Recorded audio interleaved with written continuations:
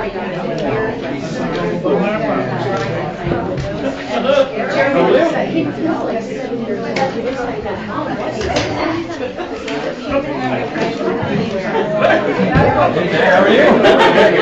You guys feeling up Yeah. I was a lifesaver. Good, saved me a lot of trips to the dump on a work day. Oh, yeah. I don't even know what dump, huh? But you know you didn't have Yeah, so that was perfect. Yeah, we're doing great.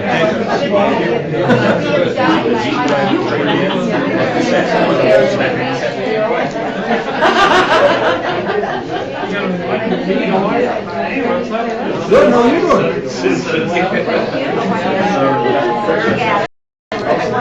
How'd you like this nice meeting?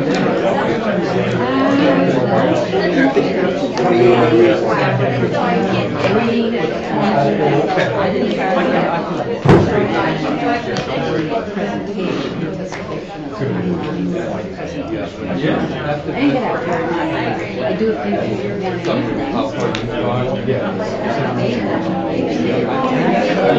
I figured it would be cold.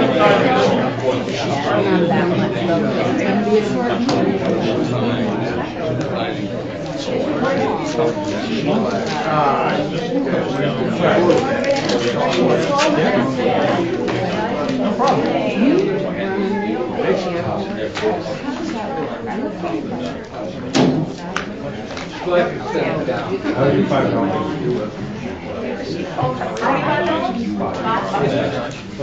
So, yeah, I'll actually just want to be I don't think so.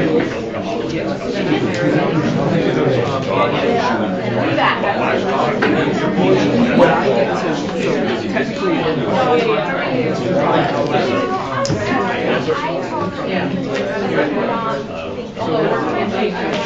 that's kind of like my salary. I expect it's always sounding like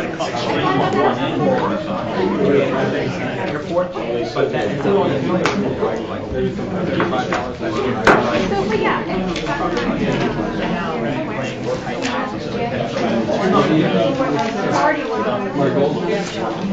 Mr. Little, my job. So I run that. So I. Oh, okay. Yeah. So I.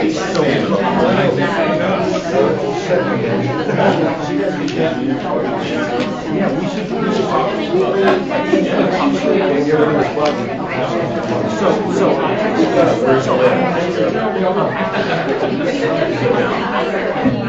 Where exactly? I don't know.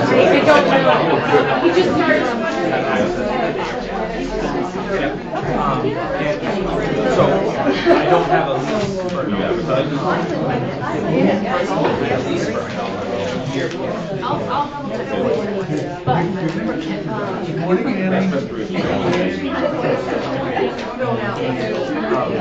This was out where I was before. And we got truck, well, it's back before I was like acting. You were very, very young. Yeah, I was and up, and then I was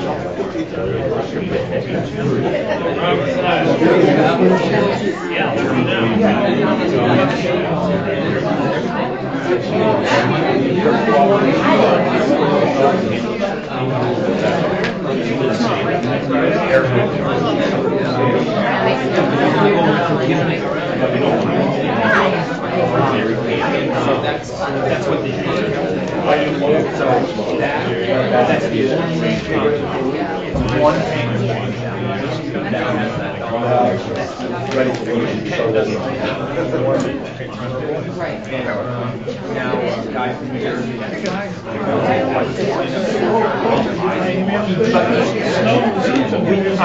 It runs out.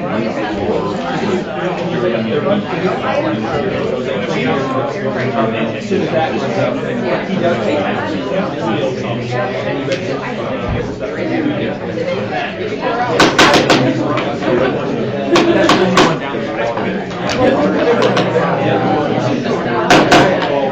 Good evening, everyone.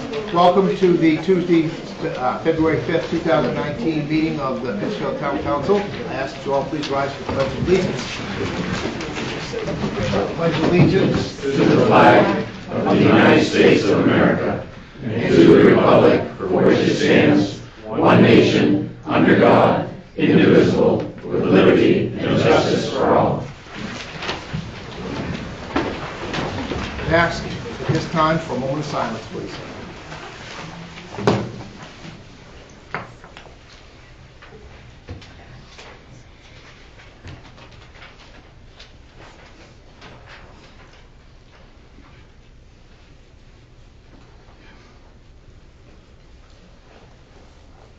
Thank you.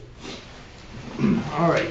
The first item on the agenda this evening is the adoption of the minutes of the regular meeting held on January 2nd and January 15th, 2019. And I'll look for a motion from the council. I move we adopt the minutes as presented. Second. Moved and seconded. Questions or comments? Councilors? I think I read the minutes from the January 2nd meeting quite extensively over the last 3 days, and there's a lot missing. Comments that were made, that I know were made, that are not in the minutes. So I just want to put that out there for the record, Okay. that I feel the minutes are incomplete, and therefore I'm not going to be able to say yay. Okay. Councilors, any other questions or comments concerning the adoption of minutes of the regular meeting of January 2nd and January 15th? Question. Yes. Deb, are there specifics that you recall? There are specifics. Okay. Such A lot of Andy Vigou's comments were not in there. A lot of Peter's were not in there. Okay. And how does the whole process work, I guess? Like, I mean, obviously, not every word gets typed up, so when we review the minutes, it's kind of like a little bit of a synopsis, but how does that happen, I guess? What? It is a synopsis, as you Yeah. said, and in fact, we should start cutting the minutes down because we now have the videos, which has everything on it. These minutes took, I would say, well, approximately a week and a half for the staff to put together with 2 people listening to the tape because it was such a lengthy meeting.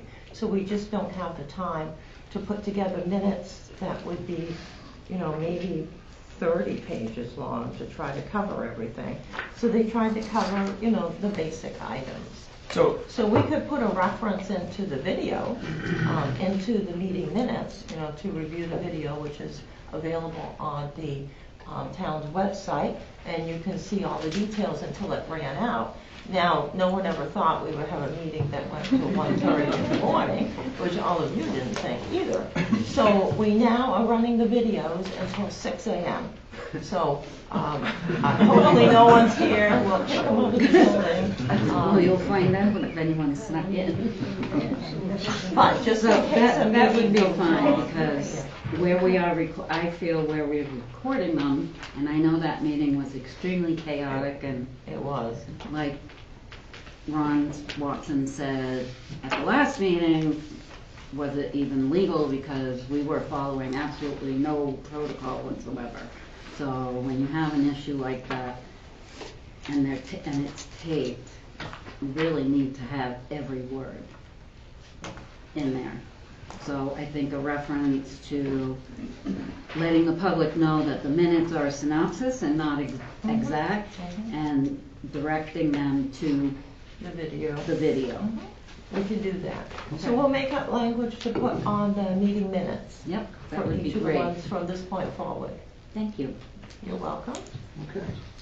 Any other questions or comments concerning the adoption of the minutes of those 2 meetings, councilors? No? Excuse me, I'm getting cold. Not hearing any, I sense you're ready to vote. All those in favor of the adoption of the minutes of the last 2 meetings that we just discussed, please signify by saying aye. Aye. Those opposed, nay. Ayes have it, and the minutes are adopted. Next is presentations, congratulations and introductions, and we have the current status of recycling by Donnie Shu. Take it away, Mr. Shu. I'll try to be as brief as possible. I'm a week on, week off sort of thing, so this week's my week on with a cold again. Yeah. So I'll try to be as brief, and I also brought my pair of eyes because I'm getting late. I did do a brief synopsis for you for the analysis on the transfer station recycling center. And basically, there were some questions, and Deb Billings asked if I could make a presentation, Council Billings, about because there's a lot of stories out there in the newspaper about programs that are somewhat failing, and people are stopping recycling, and some people are kind of putting that misconception that it's cheaper to throw everything in the garbage, sort of thing. And I'll try to clear it up. I'll do this brief synopsis as I got here. Again, this is a little tough for me.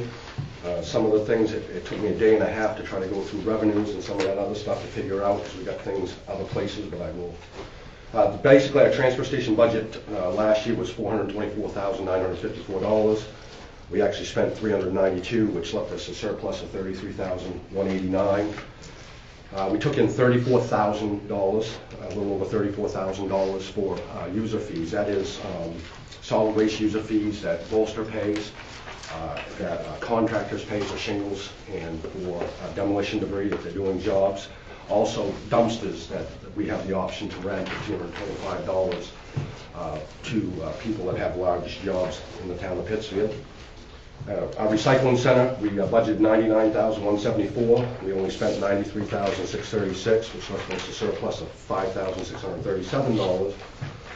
And the revenue to date is $42,418, and that was from the sale of our metals, cardboard, paper, plastics, and tin cans. So we still have, from what I could see, we have 5 more payments. Casey International, one of our brokers, still owes us. It's going to be plus or minus about $6,000, so it should bring our revenue up about $48,000.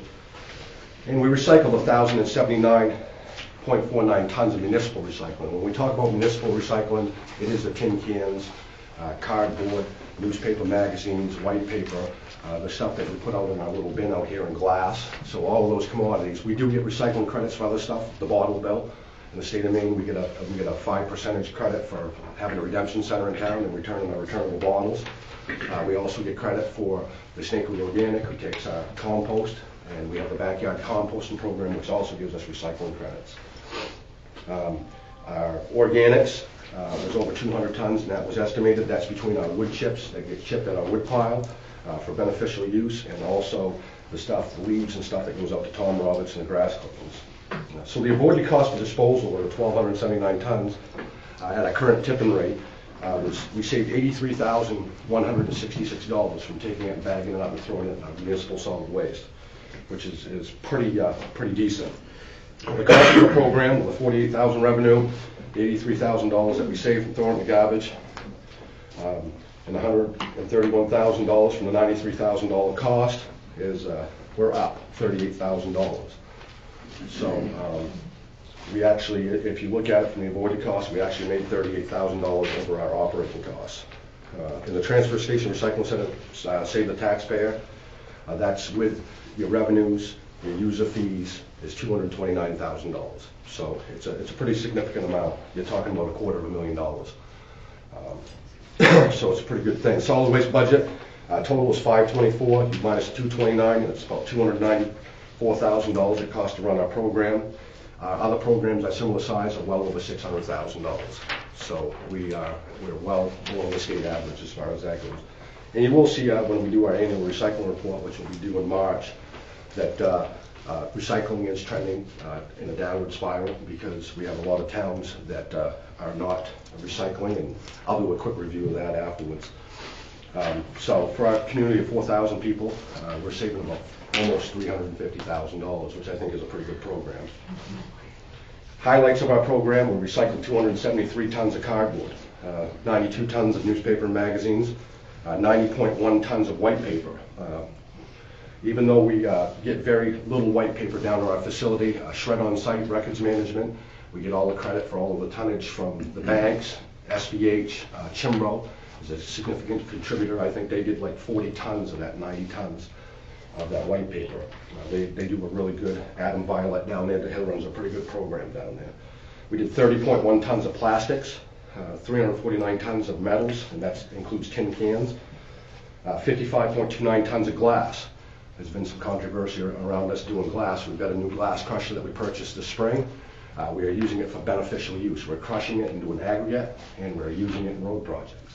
If you want to see how the road projects work and how that aggregate works, you can take a trip to my wood pile and go into my inert area. It's probably one of the best roads in town. We used it as a base, gravel on top, and there's not a divot, pothole, or anything in it. So it's very, very good product that we're producing. Actually, some towns are looking at selling it to commercial paving down in Scarborough. It looks like there could be a market for it down the road. 71 tons of universal waste and electronics. One of the things that surprises me, there shouldn't be any TVs left in Pittsfield or the surrounding community. Since 2002, we've recycled almost 1,000 tons of televisions and electronics. It almost seems like we'd have 5 or 6 in every bedroom in every house, so I don't know where they're going. Those are 100% recycled, and that's free of charge. E-Waste, who we contract with, dismantles 100% of everything that comes out of those electronics and those televisions get reused. Over that 200 tons of organics, that saved us over $13,000. People always ask me, well, can I throw a little bit of sawdust in the trash can? I only got 1 bag of leaves. I only got a couple bags of grass clippings. They add up $13,000. $13,000 to me is a big prize because I can do a lot with $13,000. We recovered 1,100 gallons of motor oil, waste oil. We are a regional facility. Probably not all of it came from Pittsfield. We collect it and we make sure that it doesn't stratify. It's good for use, and the town of Skowhegan uses it to heat their recycling facility in Skowhegan. So it's a big contributor for them. Why can't we do that here? We've talked about it in the past. We actually had a waste oil furnace when I first started back in, Jesus, a long time ago, 1993. We had one. It cost us about $7,000. It never really produced any heat. We started putting number 2 heat and oil in it. It was one of those last minute deals that we bought, and it ended up getting scrapped and put in a metal can after about 5 years of use. It was about $30,000 worth of heat and oil in it, and probably 6,000 gallons of heat and oil. And I don't think that it was ever above 6 below in our building downstairs.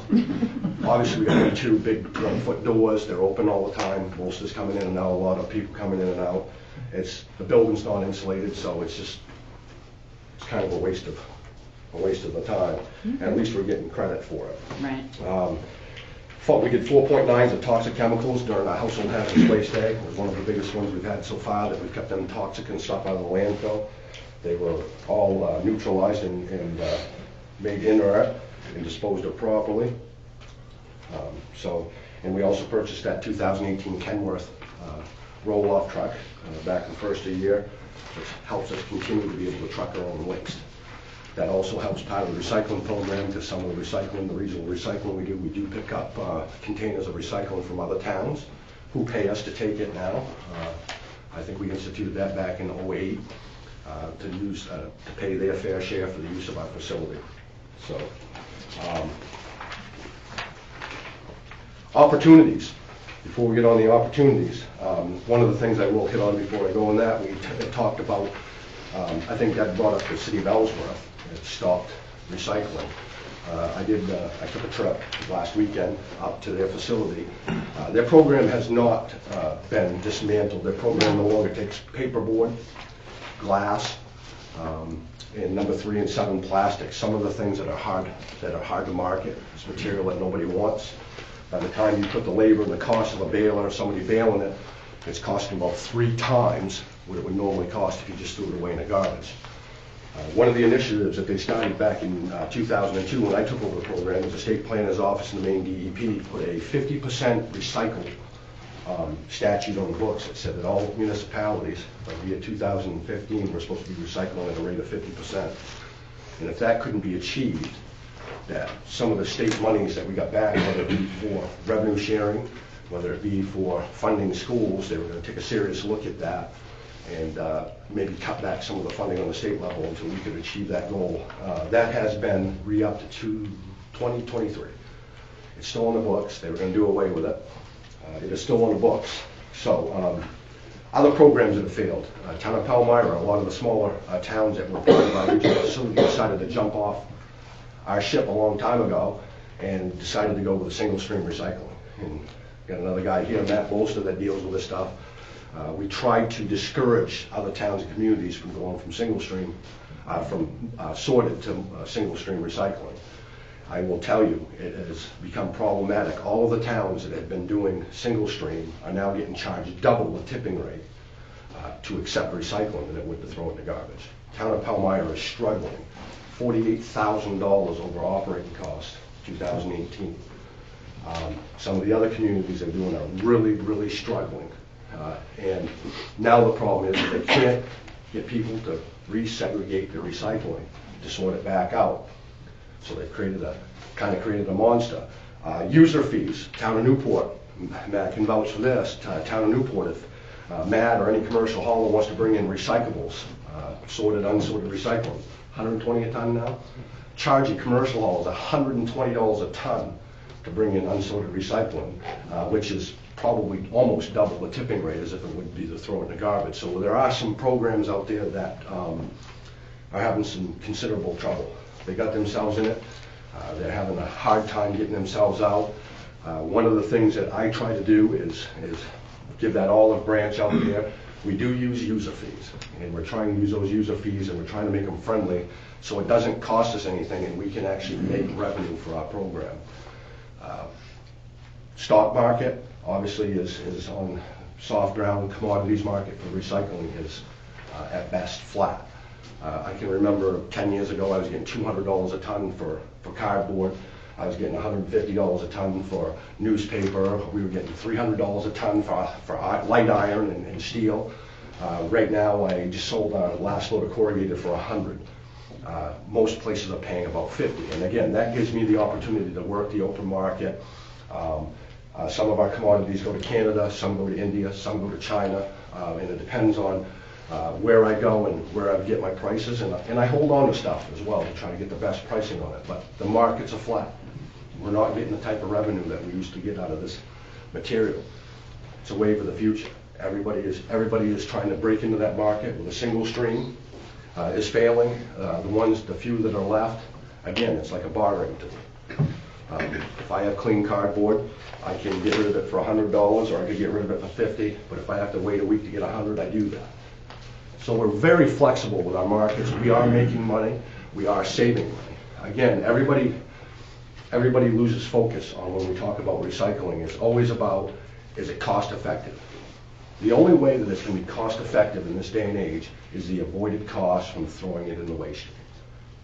And a lot of people forget that very vital part of it. Keeping it out of the waste stream. Reuse. You look at our reuse numbers, 130 tons of reuse. Between Pennywise, that little thrift shop, our reuse building, people who come up and pick the dump, love it. Go out and take it away, if people can use it. People are now setting stuff out in front of my office, and people are coming up, it doesn't last 10 minutes. That's all part of that. Reduce. Reduce what we use. Reuse whatever we can, and recycle as much as we can. The two double-edged sword. We have people in the town of Pittsfield that either under-recycle or they over-recycle, which is very apparent. I've had some town councilors come up, take a dumpster out that when we're sorting through some of the recycling, we dump it in the dumpster and they say, hey, that's plastic. What are you throwing that in there for? Well, it's number 3 plastic.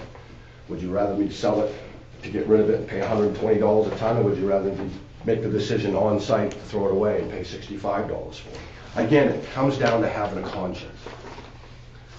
We have a successful program because we've stuck with it. We've got the people that are doing the program, the other ones that make it work. The better you sort it, the better you pay attention, the more we can educate you, and the more that you participate, it's going to get better. Is there room for improvement in our program? Yes. Some of the things looking out there, some of the user fees that are up high from other facilities, other programs that are double or triple. I will tell you, historically, solid waste budgets in most cities and towns in the state of Maine is the second biggest cost next to the school budget. Can't say that for our program. We got a public works department, police department. We got some that are way up there, and they have resources and they have needs as well. So that's understandable. We're keeping our solid waste in check. One of the other ways that we have is some opportunities for our program. I wrote down some opportunities for us to do. try to find creative ways for new revenue markets. There's always somebody looking for some gold in the trash. Something that, unfortunately, I don't get a whole lot of time to do that. I do a little bit when I can. It's kind of tough to be down there baling cardboard and on the phones and doing research in an office. We have a little bit of room for improvement there. Use social media to educate the importance of our current program and what we do. Keep them up to date.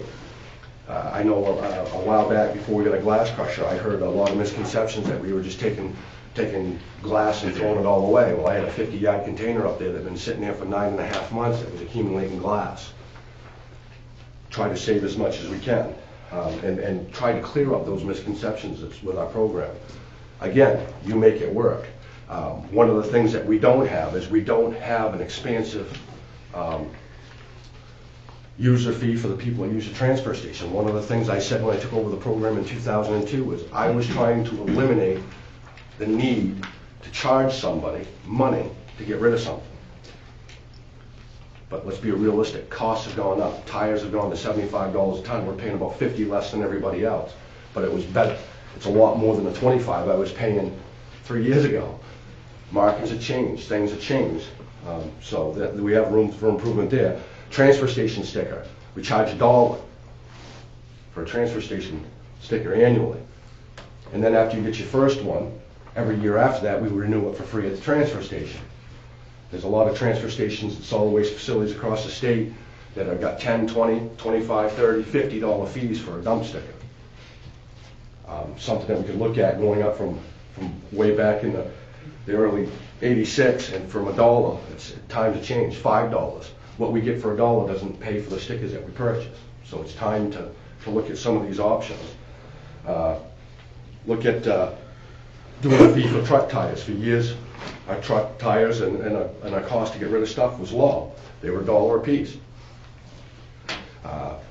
Varney Chevrolet, some of the garages, Ron over here, been paying $1 forever.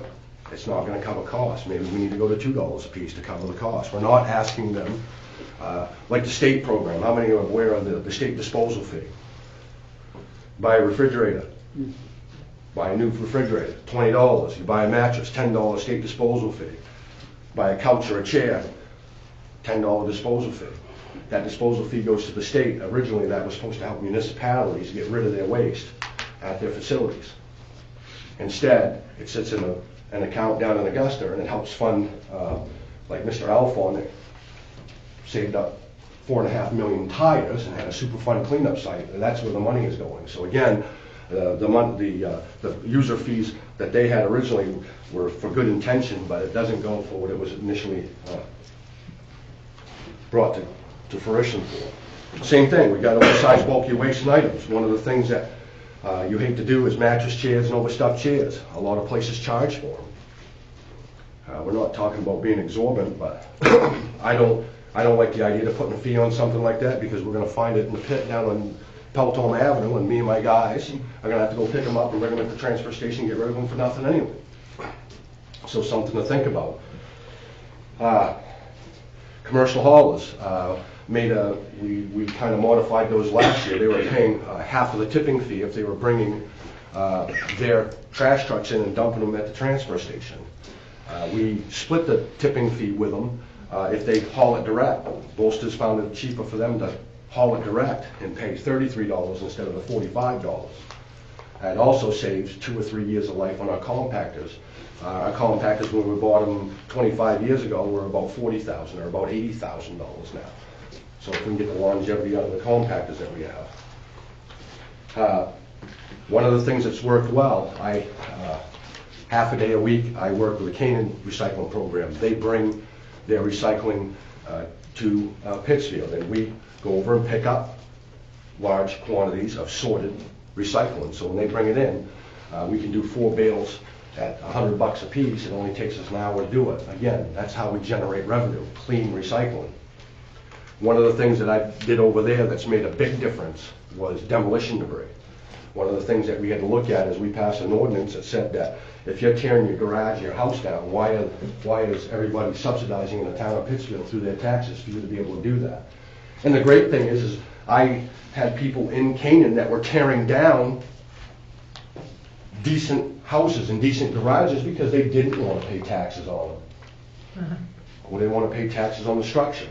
So what we did over there was we made it up to the homeowner. They can contract with Mr. Matt Bolster, Sullivan, CMD, or any of the other ones to drop a dumpster there, and they can pay the tipping fee.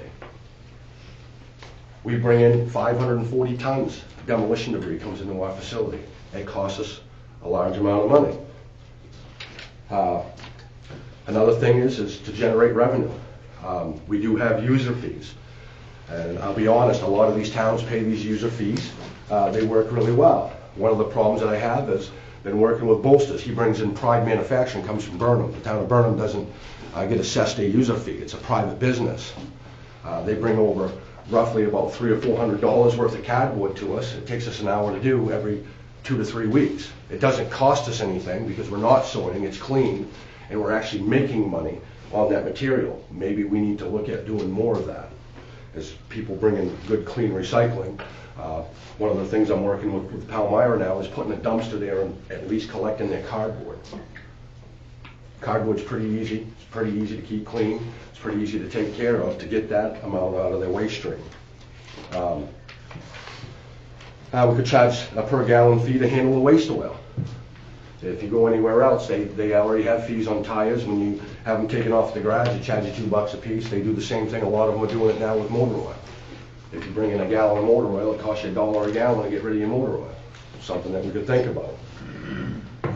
One of the things that's very unpopular, my boss ahead of me back in 2000, in 2001 tried to do a pay-as-you-throw program, and that was pay per bag. Probably the most fairest way to be able to assess the solid waste fee. You pay per gallon for your sewer. You pay per gallon for your water. You pay per kilowatt hour for what you use electricity. You pay per bag for what you throw away. So the more you take out of your trash and recycle, the less it's going to cost you to run the program. It takes the transfer station and the cost of the transfer station and recycling center right off your tax rate. The problem with it is that you have to set up an enterprise account. And the problem with an enterprise account, as you see with water and sewer, is that you can put out bill in there, but if people ain't got money, they're not going to pay it. So you really need to depend on that revenue coming in to make sure that your facility operates. I'm not a big fan of enterprise accounts. Pay as you throw, I think it's the fairest way. I see every day certain people that come up 3 days a week, 2 people living in the household that throw 20 bags away every time they come up. That's 60 bags a week between 2 people. It's ridiculous. And it's not fair. Again, you've got these elderly people that come up 3 times a week with a little budge bag. They come up to see the transfer station, get rid of the 2 tin cans, and get rid of the little bag of trash. They're not getting full use probably out of their tax money for the facility. Again, it's tough. Everybody subsidizes the solid waste program just like we do the school budget. So something to think of down in the future. I think Newport, they're doing it, they have scales, and they do it by the pound. Again, you're looking at a big investment. You got to pour out $100,000 for a set of scales. You've got to have somebody that's right there on top of it. You've got to be able to accept payments and not just cash. You have to be able to accept check. You have to accept debit cards. It is the future. So again, you've got somebody at a facility that's going to be handling money.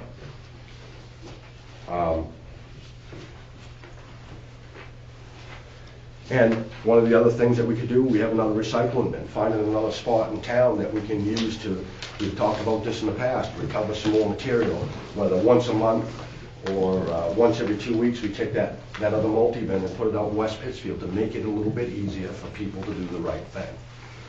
One of the things that's discouraging, and it's always going to be discouraging, you go out, I just looked out back when they come in into that multi-bin, and people still don't get it.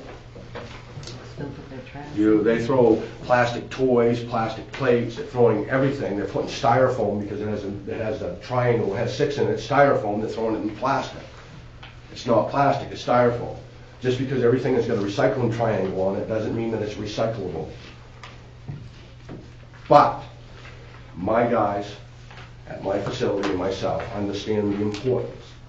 And some of these other people don't get it, these other towns. If I can save us money, we'll paw through it and pick through it. There are days that it's nasty and stinky. We have somebody that frequents the bin out back that likes to throw newspapers with dog feces in it every week, in the tin cans. It's there every week. Trying to catch them, it's tough. But we paw through it, save as much as we can. The one question was, we do 1 through 7 plastic. But we don't, right? 3 and 7. It's rather than trying to say we want you to do 1, 2, 4, 6. Throw the plastic in it. I don't mind picking our stuff out at our facility. It's coming from our community. We're pulling it out of our trash. I'll be honest, number 1, number 4, number 6 plastic, not worth anything. But it is if we can pull it out, which we do when we've got mixed bales down there. That we put the stuff aside and we do some mixed bales. It's not, we're not making no money off it, but as long as the labor intensiveness is less than what it is to get rid of it, to save it out of the trash, we're still saving money. So, okay, I don't understand that. If Well, we have other I might communities. interject here. Right. You don't actually, Pittsfield only recycles number 2. That's not correct. Okay. We're doing mixed bales. We do mixed bales now from our community. Now, one of the problems we have is Matt brings in some recycling, and there's 1, 3, 5, 7 in there. It's not behooving us because it costs us money to bale it. We're saving another community money. So it makes it tough. So one of the things that we're going to have to do is limit what we can recycle from other communities. Solon was a big one. We pick up Solon once every couple of months. They bring a big 50-yarder of plastic. They've got into the habit. They've heard that we take 1 through 7 plastic. The last container they sent down was half mixed plastics that we do bale for our community, but we shouldn't be baling for their community. It costs us $40 a ton to bale it. Well, we're saving them $65 a ton from throwing it in their garbage. Now we've got it, and we're not making no money off it except for we're spending labor and time picking through it to make a bale. So certain things we're taking from other communities. Again, our program is successful because we're saving stuff out of the garbage. The other programs don't realize it. That's why I hate putting stuff on the website. We accept this stuff. Look for the triangle. Anything that says 1 through 7 on it is recyclable.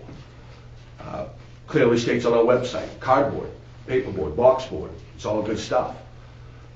Goes in the cardboard. We get one price where other towns separate it out and it costs them money to do the boxboard. It strictly says wax stuff and white cardboard. The stuff that you get your Little Debbie snack cakes is not cardboard. It's been recycled to the point. People see that, they figure it's boxboard, they throw it in. Now that's something that takes time for us to be able to pick out. It costs us money to do that. Again, if it comes from our community, it's easy to do. We're pulling some of that stuff out. But if I'm paying somebody to do it from another community, we're not saving any money. It's costing us labor costs to do that. And what do we do with a mixed bale of plastics? Mixed bale of plastic.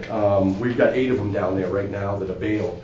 When I sell my next load of number 2 plastic, we send it down to Pennsylvania, Yorktown, Pennsylvania. The company I sell it to will take that mixed plastic, but they will not pay us for it.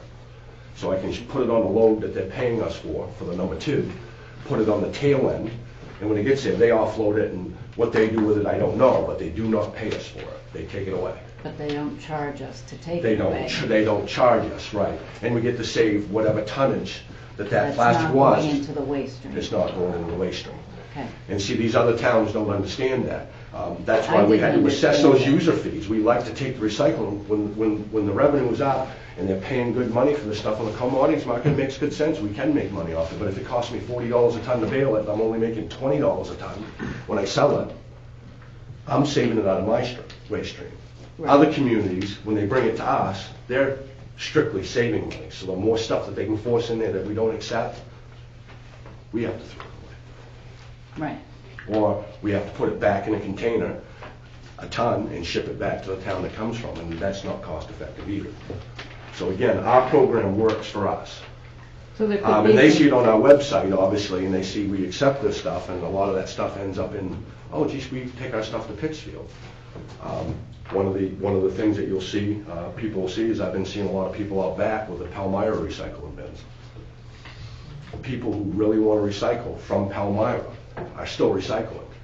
They're just They're doing using it our here. bin as long, and again, that's the thing where you say number 2 plastics only, brown cardboard only, newspaper and magazines, and glass. That's what we do, and tin cans. Don't be throwing garbage in there, because if you do, we're gonna stop you from using our recycling. We want to encourage people to do it. The cleaner it is, the less time it takes to process, the more money we make off of it. It makes our program run. So we do actually recycle 1 through 7, We do. Yep. but we only make money on number 2. Number 2 plastic. I sold a load last year. Number 2 plastic is about 42 cents a pound right now. So it's lucrative. A truckload of that is about $12,000 of revenue. Okay. And the glass? Glass is I better. was told we were not recycling glass anymore, so I We are. stopped recycling it. And the problem with it was, is before, we had a period of time where we had no place to do it. If we wanted to send it down to Lisbon Falls, down to Maine Recycling, they'd take it at a cost of $80 a ton. At that time, we were paying a little bit over $46 a ton to throw out the garbage. We didn't have a means or a way to be able to process, to get a finished product of that glass, which now we have a glass crusher. If you come down, you'll see it in the top of our building. We crush it in the 55-gallon drums, which goes into a dump cart, which goes into a 50-yard container. Matter of fact, it's half full. Steve Vance is going to spot up to the highway garage out back, where he's going to have crushed stone, he's going to have rough gravel, finished gravel, and aggregate. And he's going to use that aggregate on the road bases and for ditching, because it makes good sense. It's Okay. really good stuff. So we are doing it. I've been misinformed. And like I said, there's a lot of confusion sometimes with the program. Again, there's a lot of people that will go out there and misconceive people on what's actually happening.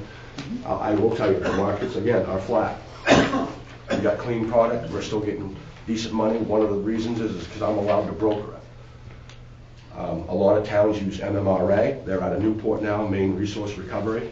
Victor Horton, I deal with him really well. Sometimes he pays decent. We pay them a broker fee of $6 or $8 a ton, depending on what we're selling to them, so they make money off of us. They're a conglomerate of about 300 towns or so that they have them market the material. They figure having more material, they get better pricing. I will tell you, every day of the week, Casey International, who has markets in China, India, and up in Canada, I get the best bang for our buck. Last week, like I said, I got $100 a ton for cardboard. Talked with Adam Noyes in Newport to run their program, said he just sold a load to Victor at MMRA for $75. He said, I don't understand it. I said, they got to allow you got to get out of the cooperative, have the flexibility to market stuff. It's kind of like, it's kind of fun sometimes. You put a little blood in the water, it's like sharks. Well, this guy, it's like going buying a vehicle. I just called Joey down in Scarborough, and he told me he'd give me 80. Oh, I can't do that. Well, I guess I'll sell it. I'll give you 85.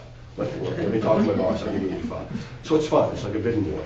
But our program does work, and a lot of people, it's tough, it's a lot of money, if you look at it.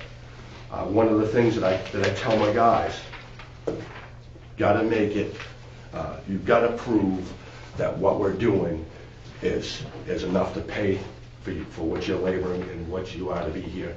Right. Because we're paying you a salary, we're paying for your benefits. Benefits are not cheap anymore. Show us your worth. If you can make $40,000 or $50,000 out of a $90,000 budget, and we can save $80,000, I can prove every day of the week that it's working. Well, I think you've given us something to think about Yeah. On your The biggest thing there is, I will always tell you this too, and I'm you look, since 2002, since I've taken over the recycling program, the official title I took over the program, I have never gone over budget. I've always had lots of money that have left at the end of the year that covers other budgets that go over, that don't have that luxury. It's always the transfer station. Transfer station. Don't spend any of your money, Donnie, unless you have a breakdown, because we're coming close. We might have a bad winter and we need more salt. I've always been there. You guys just did it a month ago. You took money out of my budget to cover overages and other ones. The one problem that you guys do have with that facility is it's getting old. We haven't, some of that money that I've had in the operating budget was to fix doors, do little projects here and there. It's gonna come to time when we're gonna have to put some money in there, or we're gonna have to maybe relook at our operations, maybe go down, if the commercial haul is gonna continue to go direct to the landfill, give them competitive pricing, maybe we look at a different way, a bigger compactor with a bigger opening, maybe modify our operations a little bit, and bring it up to the future. Again, we're kind of unique. That's the biggest thing that scares me. We are on the landfill. We're one of 3 in the state of Maine that are allowed to operate a recycling center or a transfer station on the landfill. Anytime DEP can come in and say, I'm going to shut you down. I'm not going to let you operate here. You've got deviations in your cap of your landfill. We think it's going to be detrimental to the environment, that the line is going to crack. So, you know, that's always hanging over our head. That's one of the things why I'm very diligent. You look like in the summertime, it's like a golf course up there. Keep things clean, keep things picked up, keep it the way that it needs to be, because we're very unique. I have a couple questions. You said that some of the plastic coming in from other towns is mixed when it shouldn't be, and that we have to spend labor time to sort it out to make those bales. Correct. Is there a way that you can quantify that and bill those towns for sending mixed plastic so that it's not a loss for us as far as when those bales get shipped out? I think what we need to do is we need to stand solid on what we're doing, is that this is what we're accepting. One of the things I'm doing in the next couple of weeks is sitting down with Matt and his dad. You want to bring stuff, as long as I can show that it's profitable, but number 2, plastics. Okay. You know, you bring me the brown cardboard. I don't want any of the other stuff. I don't mind taking the glass. I don't mind taking tin cans. Plastic number 2. And again, if we have to get to that point, I wouldn't want to see it get to that point, but we could. But it's awful hard to charge somebody for 3 pounds of plastic. You know. Well, it wouldn't be like, I would like do a quarterly or something like that. And we kind of look at it that way now, because when we assess that user fee, I'm looking at the cost of the propane, the cost to operate the forklift, the cost of the electricity, possibility of throwing 3 or 4 tons of material away, and do we have to go over there 3 times a year and run the truck and pick up a container, their container or whatever. So I'm kind of basing that in that user fee, because I do not want to pass a cost on to the taxpayer Pittsfield. So the user fee for other towns to use our facility, I think we talked about this back in like July. You Right. had like 6 months. We had set it at a little bit higher rate than you initially figured. Right. Trying to figure in that, you know, why should we be breaking even? We should have it at a little bit more in case there's Right. changes in there. Do you have an idea of what that was as far as the difference was? Because I remember I specifically said, you know, whatever that difference is between your actual cost of having that come in, and I think we set it at like $12 or $15 more, that was supposed to stay with the facility. Is that the money that we transferred at the end of the year? Yeah. Did we do that to you? Because that was not the intent. Well, no, and one of the things, and it's one of those things too, it was tough, like I said, one of the things I'm hoping to clean up a little bit was going through transfer station recycling. I'm going through the ledger for the year, and I'm looking at $8,340 in my recycling revenue. Well, whoever entered it upstairs entered it as recycling revenue. It's actually solid waste revenue, because it came from Matt's company paying for partial tipping fees. When we rent a dumpster for the $225, that should go into the transfer station. The user fees coming in, the sale of commodities coming in is the actual recycling, sale of our metal coming in. So it was hard for me to navigate. Hopefully we can clean that up a little bit. Transfer station stickers, that we put that in as revenue. It's showing this as revenue is recycling. It's really not recycling. It was only, I don't know, $300 and something, so I left it where it was in the recycling revenue. It's not a lot, but again, to try to figure out where it goes so we can get an actual cost for solid waste and recycling. That's why it took me a little bit to crunch them numbers. Is that other solid fuel facility going online, the one that was up in, is it Etna or? Yeah. You're going to be taking in the Hamden. maybe that, the Hamden Yeah. one. Is that, is it stalled completely because of the state stuff, or is it? I can't comment. Okay, that's fine. It's not operational. Okay. I will tell you that if you've been watching and following news, you'll notice that a lot of the communities that originally were slated to go to that facility are actually signed on with Penobscot Energy Recovery and going back to PERC. Right. That company is now trying to sue those municipalities. Basically, what they did is they were anticipating having bypass waste, which means anything out of their process was going to go to the landfill in Norridgewock. And they got a 10-year deal with the Crossroads landfill at $65 a ton. Well, this company, for the last 8 months, has been taking waste, not taking waste at their facility, they've been bypassing it to Norridgewock, and they've been charging those municipalities $70. So they've been making $5 a ton, sitting back doing absolutely nothing. And the town's got sick and tired of it, said, we're getting out, we need to get rid of, why should we be paying you $5 more when we can negotiate with the landfill ourselves and get a rate? So again, I don't know where that is. I do know that the company that we're talking about was in Iowa. There was one in Iowa, I think I brought it to the council's attention a couple of years ago. My son was stationed in Nebraska. He took a couple of field trips for me, started asking some questions, said that I was the head of a solid waste program, gathering some information. They were really secretive about it, and like a month and a half later when we went back, it was all locked up, closed down. They were gone, left the town hanging. They give them some economic development money and stuff too to do their facility. Because originally it was biofuel and ethanol, and then it was biogas, and I'm not familiar with the process. I don't know what they were trying to accomplish, but I did know we weren't going to sign them. So we know it's not an option. And we didn't really want our stuff to go to the landfill, Yeah. which is, I remember there was the again, choice there landfill between- space is valuable right now. Right now, about 7 years. Mm-hmm. That's for Juniper Ridge in Old Town and for the Crossroads landfill. DEP just denied an expansion for waste management in Norridgewock. I don't think they're going to expand up in Old Town either, so we're going to have a problem. I think we're going to end up renegotiating with PERC. Again, makes better sense if we can burn it, create energy, and reduce the landfill with the ash by 90%. Even It's a if it's- no-brainer. Yeah. I mean, right now, we are taking some of our waste. We have an open contract with PERC. If I take the tires to Norridgewock, which we didn't negotiate in our contract with Norridgewock, was $125. I'm getting rid of them at PERC for $75. So, and we have that open-ended deal with them, so if we have any other special waste or anything else, we can send it. It's a little bit cheaper than, I think it was at $89 a ton or something they originally negotiated with us. So Gary Stacy's been a big part of that, the operations manager up there, and it's a good deal with Gary Stacy.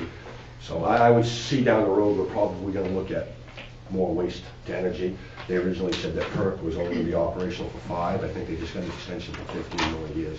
They just put in like $4 or $6 million back into the facility. Okay. Have you been up there, Matt, seen the new grinding system and stuff? They got a couple of machines up there that it's grinding waste down into real small, and they can actually get more BTU, producing more electricity, and shipping out less volume now. I think it's like 91%. I think is going being used. So. I have 2 more questions. The status of your building, your office. We had talked about this back in July, and there was something in the works as far as working with Public Works and getting something built off-site and moved there, but I was there the other day, or last week. Steve's not here, is he? No, Because I don't he see promises him. a I don't lot of see him things ever. and it don't get done. I've been after him. I told him, you can't get your work done, don't do any more. Well, that's why I was pushing to have another Well, plan for that, because. I got a call it's this afternoon not- about concrete wall falling apart out of my office actually tonight. I'll have to investigate tomorrow morning. I was sick this Okay. afternoon, but I guess running the compactor, they heard a boom and they went down a part of the concrete wall that supports the, underneath the offices. I think it's probably from the water, the salt from So I salting guess and sand up there. the answer to So, your question is to something. It's needs to going be to done. expedite the process. Obviously, it's going to be a couple of months, but I'm going to try to expedite the process. I still think it's better to prefab it. I've told Steve Timmy and him are too busy, and so am I, to build something. Get something prefab, put it in place on a pull the old one out on a Sunday, put the new one in there on a Monday, wire it up, and I can finish the inside of that. I mean, I can insulate it and put up sheetrock or whatever needs to be in it, but it's going to be expedited in the spring. It needs to happen. Keep us updated on I that. certainly will, because it's time. And the other question I had is, do you have an idea what the food waste or compostable amount that we're shipping to the landfill would be between, I mean, we get all the schools, the They say state hospitals, average. We is that all participated in the from- survey with the University of Maine Extension. I think there's a report online. We participated in that study. They roughly estimated statewide it's about 50% of the volume. And that would be They did with ours, I think they came out with 41.4% they figured was food waste and organics that were going into the trash bags. I still think that's a little high. I think probably you're looking at 20 to 25% of what we're doing is again, it's food scraps, stuff that could be composted, stuff that could be taken. And there are a couple of companies out there, the one, Agri Energy and some of them that are doing that, but it's a cost to communities to be able to drop those little dumpsters so people could recycle food waste. I've got to sit down and do a comprehensive study. Is it going to be worth our while to participate in that program as long as what we're saving from that food waste going in the waste stream will pay for that program? Again, I don't want to put another burden or another cost on our program. So Trying to keep it as I'm thinking more economic. along the lines of composting on site. I know you said you don't have any space on that side of the road, but I know It's, right, it's not going to happen doing it on, on the other side of again, the road. because we're on the landfill. Yeah. We got a set footprint. I can't do anything. I mean, I barely got them to agree Oh, no, I first. realize to you put it can't on. do anything there. But we've got a piece across the road that we've Yeah. talked about in the past. We do have some newer equipment now. We've got a newer loader. We still got the older loader that's running. That could be a possibility to do some composting. The biggest thing is making sure that we set the program up for success. So I talked to Howie and I met with Catherine on Friday and talked a little bit about this, and I gave Catherine contact information. And I sent it to you in an email through the town website, through the whatever email is on the transfer station. Yeah, is that your actual It is, email? yep. Okay, so I copied it. If you didn't get it, I can send another one. Now set. But it's contact information. Mark King, I think the guy's name is, at DEP. He helped set up Skowhegan's program. Randy Gray, yeah, that's who I'm going to use. He's Yeah. my go-to guy. They got an awesome program over there. Yeah. And I Yep. talked to Joe Dembeck at Soil and Water Conservation, and so he can provide support if you need help on that type of TA type stuff. And Maine DEP is going to have, from what I understand, they're going to have like $1.2 million available through grants again this spring. Sounds like it's a And good time to think composting about this. is going to be a big Yeah. part of what they're going to give out. Um, Again, community garden, we've talked about that before. Yep. Sustainability community garden is a good thing to have composting in the area. We can use that sustainability, use our own compost for a community garden. And be able to use some of the organics, the wood chipping and things like that. And we've got a lot of as well. small farmers that are popping up everywhere too that Yeah. are real interested in. I've had a few that actually got a hold of me from Route 100 that are interested in grass clippings and some of the stuff that we're sending to Tom Roberts. So Yeah. I'm planning to add them in the spring for organics. So. Okay. So yes, so I would love to help you with that if you need Oh, I any think help that would or be anything wonderful. like that. And nope, this is going on here.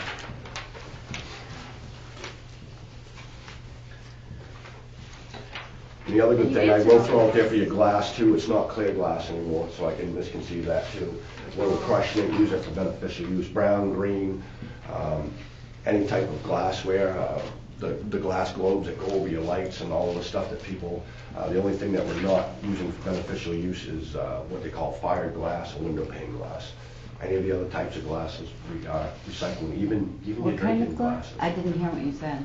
Brown, ceramic green, cups. just a window pane glass, they call it fired glass, it's a different type of glass. It goes So through you the- can't use. They won't allow us to use it for beneficial use. That for some reason, the solid waste rules, the 400 Oh. DEP says it's waste. Like candle jars. Yes, That's that can be acceptable. recycled, yes. Anything that one of the things that we used to do, like soy sauce and the Worcestershire sauce, they used to have that little tiny metal ring around them, where they had that little plastic thing in, so you can get out that little quantities of it. We don't have to take that stuff out of the glass anymore. That can go into the beneficial use. It goes in and gets ground up in with the glass. It goes back to that silica. Again, we use it for beneficial use for road bases and stuff. DEP allows it.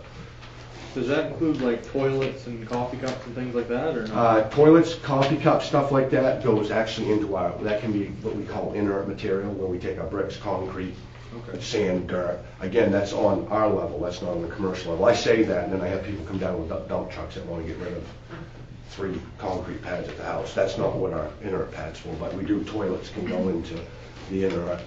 anything that's what we call porcelain coffee cups, dishes. Try not to smash dishes, throw them away. They go try to get them across to the reuse building. I know them and books are big over there. They're sometimes tough to get rid of, but if it comes to the point, then we'll take them away. But you take broken dishes, instead of throwing them It all away, gets you can scrapped. put it in the recycling? Yeah, it all gets reused. Same way with people, I see this a lot, pots and pans. People throw away their old frying pans, pots and pans, and throw them in the garbage. Try to catch people. That can go in your tin can recycling. Why throw it in there and pay $65 a ton when I can get paid $80 a ton if you throw it in my tin can? Even the new ones that are coated Yep. and Metal right now, or I don't care about metal coat hangers, but any of the little pieces of metal, I've been telling people, keep it out of our waste stream. It's one of those things that people slip by, a bucket and the old rusty nails. Take them in and dump them in that tin can container. That's all heavyweight stuff to keep out of the stuff, and we get money back for it. okay. I mean, literally, we're getting a lot of money. We get a lot of money for our metal this year. And if the market continues to go up a little bit, we'll get more. The little things mean a lot. I know a lot of people come up and they have a whole bunch of dirt and stuff in the back of the truck. They always want to sweep the truck out into the dumpster. Same way with snow people. We have a compactor. We have our trash that goes in the cans. When it gets wet, it weighs more. When you put 4 tons of snow into the compactor and it goes into the compactor, you're paying $60, $65 a ton. You pay $250 to get rid of that snow you just dumped in your pickup into the hopper. Wasteful. And again, it's tough. If we only got 3 or 4 guys here, sometimes there's only 3 of us on duty or 2 of us on duty. If we're recycling, again, having a conscience. If you don't know, we got a couple big signs there, and it says, if you don't know where something goes, please ask. I caught a guy the other day that he had all winter's worth of snow and ice and stuff and chunks of wood and stuff in the back of his pickup, and by the time we got bailed and I come up, I see him pulling away, and I bet you he put 3 tons of snow, ice, and little chunks of wood into the compactor. That's $180. Ridiculous. Same way with stuff getting outside and letting it soak up in the rain. You take one trash bag that normally weigh 20 pounds, if it's got 60 pounds of water weight, you're paying. They don't care if it's water, if it's trash, if it's organics, if it's metal, if it's wood, they don't care. So again, it's one of those things that's tough. So the more we can recover, the better off we're going to be. One of the hopes of the new office is I'm going to hopefully leave a little bit of space out front, and you're going to see some new little, I'm going to purchase some little smaller dump carts, and I'm going to put them out and I'm going to label them. Because we got the people that come out and want to recycle, and they go and they walk into the building and they take 10 minutes in there while people are waiting to get rid of their trash. And then the people that had recycling behind them don't want to hold up somebody else, so if you're not there on top of them, they're pitching it. Matt can vouch for it, they're pitching the cardboard and the stuff right in the garbage. If you got something available to them up front with a sign on them, get people used to throwing it there, we'll get them out of the way after all the vehicles leave. Try to recover more. My goal is to get our solid waste below 1,500 tons for the municipal solid waste. That's a pretty big goal. We're down from 2,460 tons 3 years ago. We are recovering more. We're down below 2,000 tons this year. Hasn't been that way since 1994. So maybe a pay-as-you-throw would increase that. I was in New Hampshire. It works well in a couple of towns in New Hampshire. It is, and there's a lot of Maine communities that are doing You that. recycle what they tell you to recycle, your trash, you only need 1 bag a week. And I'm a true believer. I mean, if you should pay for what you use. But again, it's so tough to get that through to people that the only way sometimes you can get people to understand the program, it's been too easy to subsidize a guy that sits beside me and I watch him put 52 bags of trash in his pickup every week, and I got 2 bags. And if I could pay $1 a piece, it cost me $2 a week. Okay, 52 weeks a year, that's $104. And I figured out my tax bill, it's costing me about $393 a year in my property taxes go towards running that facility. I'm a true believer. You hit them with this. Keep the green. Yeah, you tell them they're going to have to take it out of their back pocket. They're not so willing to give it to you, so people tend to pay attention. Again, even feed programs, I talked about that bulky waste, the couches and the chairs. I will tell you, I am on it. I know that probably half of that material that gets in that OBW can down there is not coming from the town of Pittsfield. If we're busy doing stuff, wood pile, again, we're constrained by the footprint of our facility. If we got a guy down a wood pile with somebody downstairs bailing, and somebody comes in with a couch and chair, and they know where it goes, and they go down and dump it into that, they're gone. I don't have a chance. We don't have a gate that they have to wait for somebody to let them in to do that. I can guarantee you. I mean, we've had an empty can there on Friday afternoon, and I've gone down there Saturday morning by 9 o'clock, and it's 12 feet over the top of that can, and it's 30 feet out in front of that barrier. I can guarantee you that that all didn't come from the town of Pittsfield. Again, we're going to have some growing pains, but again, we can't afford to have somebody posted at every spot. It'd be too burdensome. I know it happens. Catch them one at a time, just like we do with the people out here that they mess up and throw their stuff in there, and they leave their mail in the trash bag. And they say, I wonder where that came from. Give them one warning. You come and take it, dispose of it the way you're supposed to. The next time, we'll take you to court. Done it a few times. The town of Pittsfield is costing people $500-600. Again, you hit them in the wallet, they'll never do it again. And sometimes it's not just our residents, it's other residents. It does happen, so. Well, we appreciate you taking the time to put all this together, Donnie, and filling us in. And there's a lot of things, and I do have that email. If people see something that's unique, something that we could add to the program it's not going to be cost prohibitive, or it's not going to take more manual labor to do stuff. I had a guy the other day said, why ain't you tearing apart them computers and stuff yourself? That's got gold in there. Yeah, you know what type of process that is? Actually, I'm going to do a class. I do some educational training. I'm going to do a class down in York County next Saturday, because a guy took a 55-gallon drum. He was saving computer parts because of the gold. Saw something on Facebook on how to extract the gold out of those circuit boards and stuff, and pour muriatic acid, sulfuric acid, all kinds of other chemicals in the barrel, and it off-gassed. It's going to turn out to be like a $600,000 cleanup site by the time they're done. So it does happen. There are some things out there that we probably feasibly can't do. But there are opportunities, and just like you, Heather, I mean, if you know people that want compost. I know you've come down and got wood chips before.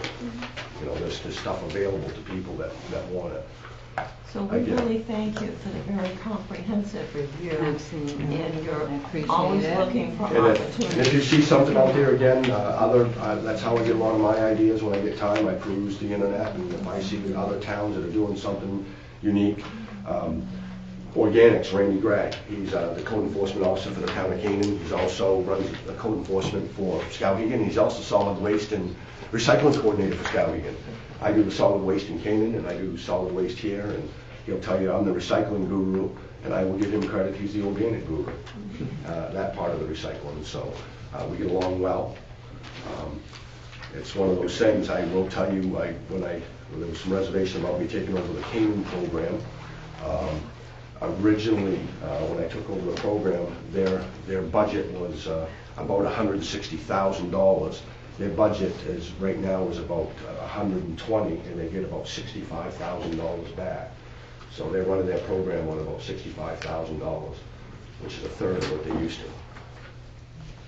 The day and age of everybody getting a free rides over, and we all pay our fair share. We all get a conscience. So again, remember everybody that it's one of those things that snow, rain, all that stuff costs us a lot of money. Ask Matt. He'll bring down his little recycle can, get the recycling, get back up to the thing, and he'll have 2 feet of snow on top of the can. I'll have the guys pull it out, bang it off, cross the way, and then bring it over. So I'm not going to pay for 1,000 pounds of snow. Well, So thank you for having me. I appreciate it, because it's cleared up a lot of issues, and it's cleared up a lot of rumors. Oh, I know about how things There's also- go. But you've also, in these times where we're looking to find money. I always find it in my budget. I think fees are the way to go. Pay to throw, And something we can look at. increasing the cost of the permit. And it's just not that pay as you throw. You figure if You you know, set that. people don't want to have to don't want their tax. We can't have both. We Right. can't keep the taxes low and not charge a fee. We want all these services, they have to be paid for somehow. Right. And if the municipal budget is only X amount, where do you make up the rest? You have to have something. Same way, if somebody come in as a taxpayer and said, I want 7,500 copies of this, you know, I mean, it's costing you for reams of paper, you Right. gotta charge something, you can't get it for Exactly. free. And I thank you. And again, like I said, capital costs, you know, there are some there. I know we kind of grimaced a little bit about buying a solid waste transporter. We grimace when we buy a forklift. Again, that's something that you can feed into this thing, is help pay for capital improvements. And some of these fees you could designate in the capital budget is for recycling equipment. One portion of this to help replace a piece of equipment, replace cans. Or Right. Absolutely. That way we're not Whatever scrounging that around money for could- $200,000 at the last minute. That would be good to have whatever money comes from the recycling put into the recycling capital budget instead of into the general fund, and that way you have money to purchase equipment or things when you need it, Again, and that makes and not have to take out a loan. And there are other departments that can be creative too for revenues. I mean, it's not just, Right. not just, you know, the transfer, there's room everywhere to be able to do that, maybe even And help I other think departments. that's what we need to do, is look at all the departments and see how they can be more streamlined and more cost effective. So, Great. Any other councilors You're have welcome. questions? Donnie, thank you for that comprehensive report. Appreciate it very much. Very, Next very month. insightful and helps Next us out month, quite a lot. recycling committee meeting, so if anybody interested, once we get that posted, when we do that, we always like people to come to that and throw ideas out. Do you have a date?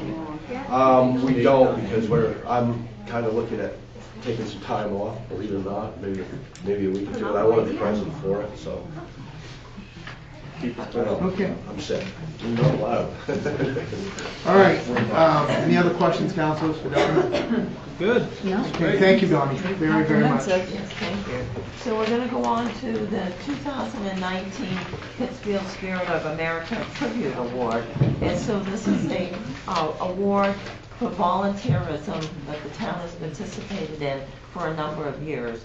Last year, we gave the award in the memory of Lancy Bradshaw, who had done so much for the community and the library. The year before, we gave the award for volunteerism to Spencer Havey. And then the year before, Bev Rollins, and we've had a number of other individuals. So basically, the Spirit of America Foundation is a 501c3 public charity established in Augusta, Maine to encourage volunteerism, and allows the Spirit of America Foundation tribute to be presented in the name of any Maine municipality. So there are over 150 towns that now participate. Town of Pittsfield's been involved for years. The first Spirit of America Foundation Award was issued in Augusta in 1991. So there is a gold distinction award that takes place if you go ahead and have the award given out in any time from February to the National Volunteerism Month, which is April. And so basically we've had a list of individuals that we had not received other awards, that we had put them up for, like chamber awards and other types of large awards that we had given out in the past. And so if you're interested in doing this again this year, which I hope you are, we could make a decision at the second meeting in February. So I will provide a copy of the listing of the individuals who have not received either the Spirit of America Award or one of the other awards that we have put them up for. And then if you have any other individuals that you would like to put up, just a little bit details on them and their name, or tell me who they are and I'll research them. And I'd like to have that information by next Tuesday so I can do the research. So we can schedule this for the next council agenda. It's a very positive award. Once we choose the individual, we find a date that works for them. We give them the award, they invite all their friends and family, and it's wonderful. And then the Somerset County, generally in September, will then provide a copy of the Spirit of America Award from the actual foundation in Augusta. And so that is a huge event, which is absolutely wonderful, with cheering and just a positive night of about an hour, in which everybody from Somerset County who has been nominated goes down to the county courthouse and gets their award. The towns also get awards for their volunteerism. Thank you. We'll go on quickly to the next item, which is economic community development. And we have coming up, just announced, is the 2019 annual banquet for Sebastopol Valley Chamber of Commerce. So this is basically their annual meeting. They give out awards, they go through what's taken place in the year, choose their officers, choose their directors. That will be on Thursday, April 18th, 2019. And we're always so happy that now this is hosted at the Maine Central Institute Savage Family Dining Room, which is absolutely perfect for the event. Usually starts at 5, gets over with by 8, usually 7:30. So that's a nice event. If any counselors want to go, let me know. It's been moved back from February to April to avoid the snow. So we'll hope there's no snow in April.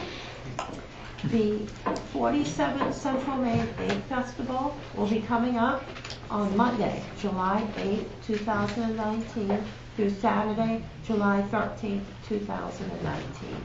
This is always a great event. Brings people back to the community, and a lot of money is spent here during that week from all the people that come in. For community and economic development activities, I would note, just to plug the new businesses that we have Amanda Sharples, who has opened Graceland Photography at 168 Estelle Street. Maine Central Motors is open at 485 Main Street. Susie Morton, new flower and gift shop, will be opening at the Somerset Plaza. We've been working on the building, maybe open very shortly, if not open already. Holly Zavra has her yoga studio, Sundew Studio, and that's certainly getting a lot of interest in customers. She just got her business permit. Dental Laces new packaging and fulfillment center for online orders was announced at the beginning of October, and it's always, great when somebody comes back to the community to start a business. And Outlands Farms Microbrewery and Event Center is coming right along, should be open this summer. So we're going to be having a Pittsfield Industrial Park expansion project, in which the Pittsfield Economic Expansion Corporation will be meeting. We've now received 2 offers for lots in the industrial park expansion. The Pittsfield Economic Expansion Corporation, called PEEC, is the town's 501c economic development agency. So they'll be meeting shortly. I've given them some dates to choose from. And half the members have been able to get scheduled or look at their schedules and get back to us. There are 7 lots in the Pittsfield Industrial Park expansion, of which 1 was sold a long time ago, and 2 lots were sold in 2016 to Nitro Trailers for their manufacturing complex that's located on 2 lots and had their grand opening later in 2018. So now we've got people interested in the remaining lots, which are 4. So the process is to meet with the business owners, discuss the proposals. Peak would make a recommendation to the town councilors. If accepted, a purchase and sale agreement would be executed, and there would be a 2-step process at the town council level, because we would be selling property. So we would need to set the sale of the property to public hearing, and then the transfer would take place after the public hearing, if authorized, and I would assume it would be. The town would then complete all of the sale paperwork, and we would have a very quick closing on the properties. So that will be coming right up, and you'll hear more. Thank you so much. Thank you. Next is public hearings, all business, of which there is none.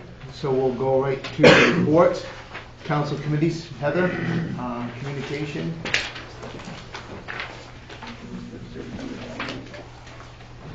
So So the Media and Communications Committee met on Tuesday, the 22nd of January. Myself, Councilor Margolski, Vaughn Woodruff, who's also a planning board member, Denise and Michael from the town came and sat in during the discussion. We discussed the website as it currently is, the costs involved in that. How detailed do you want the minutes? Just as general. I'm sorry, say that again. Do you want just the general what we talked about? Sure. Okay. General. So we talked about the current costs of the website, what the features of the website are, other options as far as if we wanted to look for something less costly. We talked about the security issues around that. A large part of our time was talking about email access, so that all employees have email through the town. We talked about broad goals for the website as far as economic development, business for businesses now as well as businesses of the future, the visual aspect of it. We compared it to a couple other examples of town websites that we really liked the layouts of. We had some action items. The first thing to do is start looking at the emails, either look at changing providers or increasing the number of emails that are available. Maybe doing some workshops for businesses. Google My Business would be a good workshop for town's business owners in order for them to increase the profile of their own businesses around the town without having to include the information on the town website. And we also talked about updating the listing of businesses on the website. Some of the information might be out of date.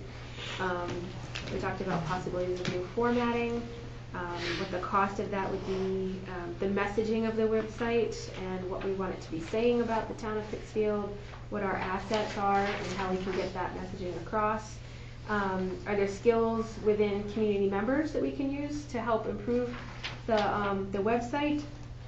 And focuses of the website as an information hub for citizens, advertising for the town, and Mike has already set up Google Analytics so we can find out who is looking at the website and what they're actually looking at. Before, we only had a counter as far as how many hits it was getting, and we had no idea who it was that was looking at it.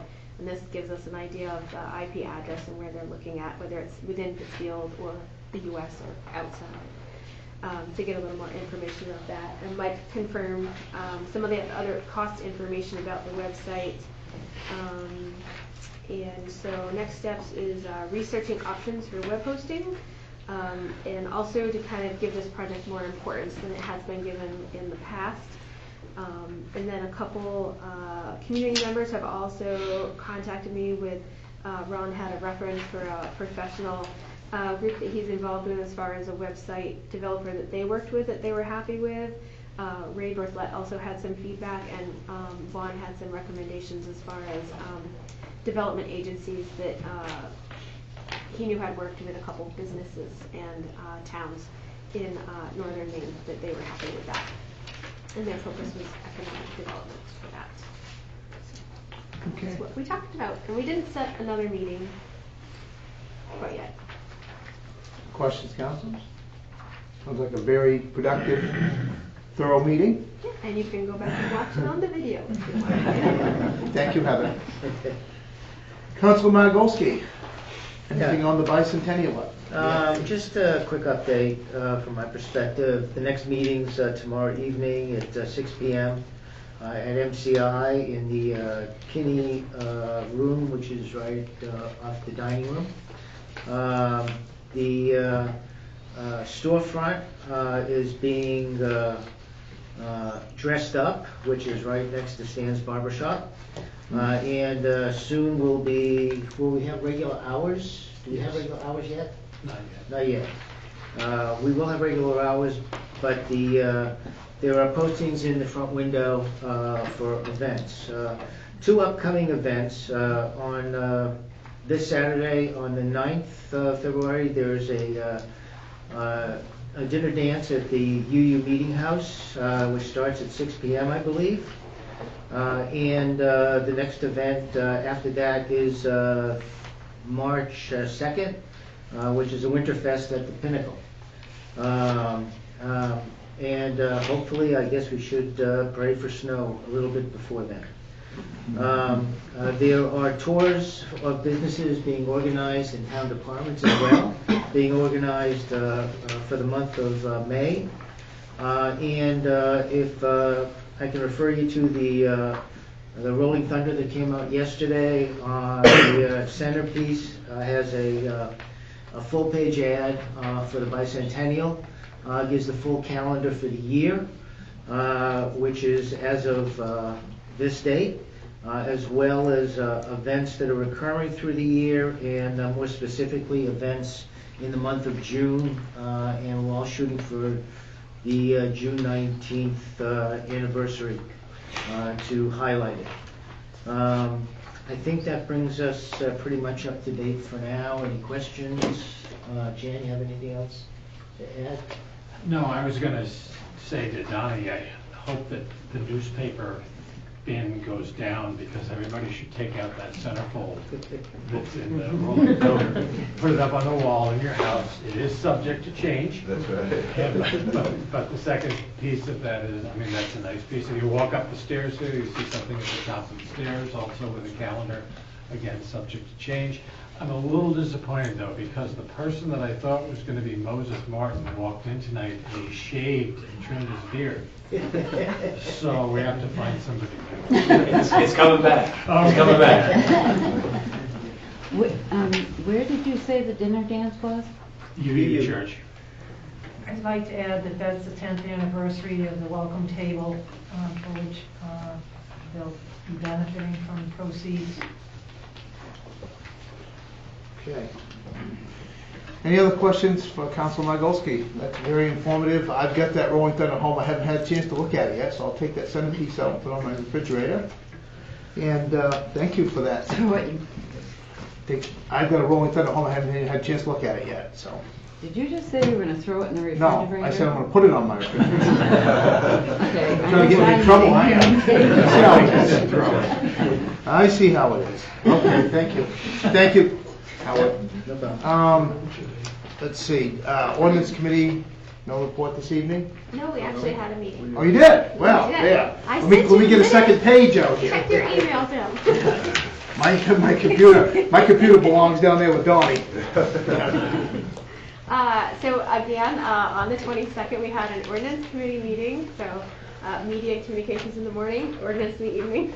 Matt Bolster, myself, Bob Stackhouse, and Pete Lodgidice, is that how you say his last name? Joined us. We reviewed several items that Catherine had given us in a packet. The first one was review of the home ordinance enterprise. Currently, it reads that there's a 50-foot setback, and we looked that over and we decided to recommend that we change the setback to 30 feet so that it wasn't as restrictive, in order to spur economic development in the rural areas and areas where those ordinances apply, so that more buildings, more properties would fall within that home enterprise ordinance, so that people could use more buildings for that. The second one we reviewed was the home occupation ordinance, which is kind of one step down from that, less intense.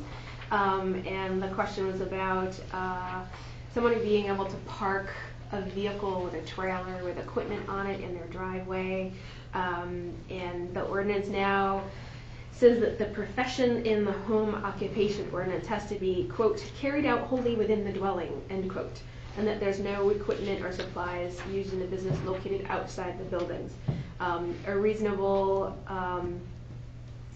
solution to that would be to allow a fenced-in area outside the building for people to store things in. We felt that was reasonable, and so the committee recommended that change. The third one was a pesticide, herbicide ban on public properties.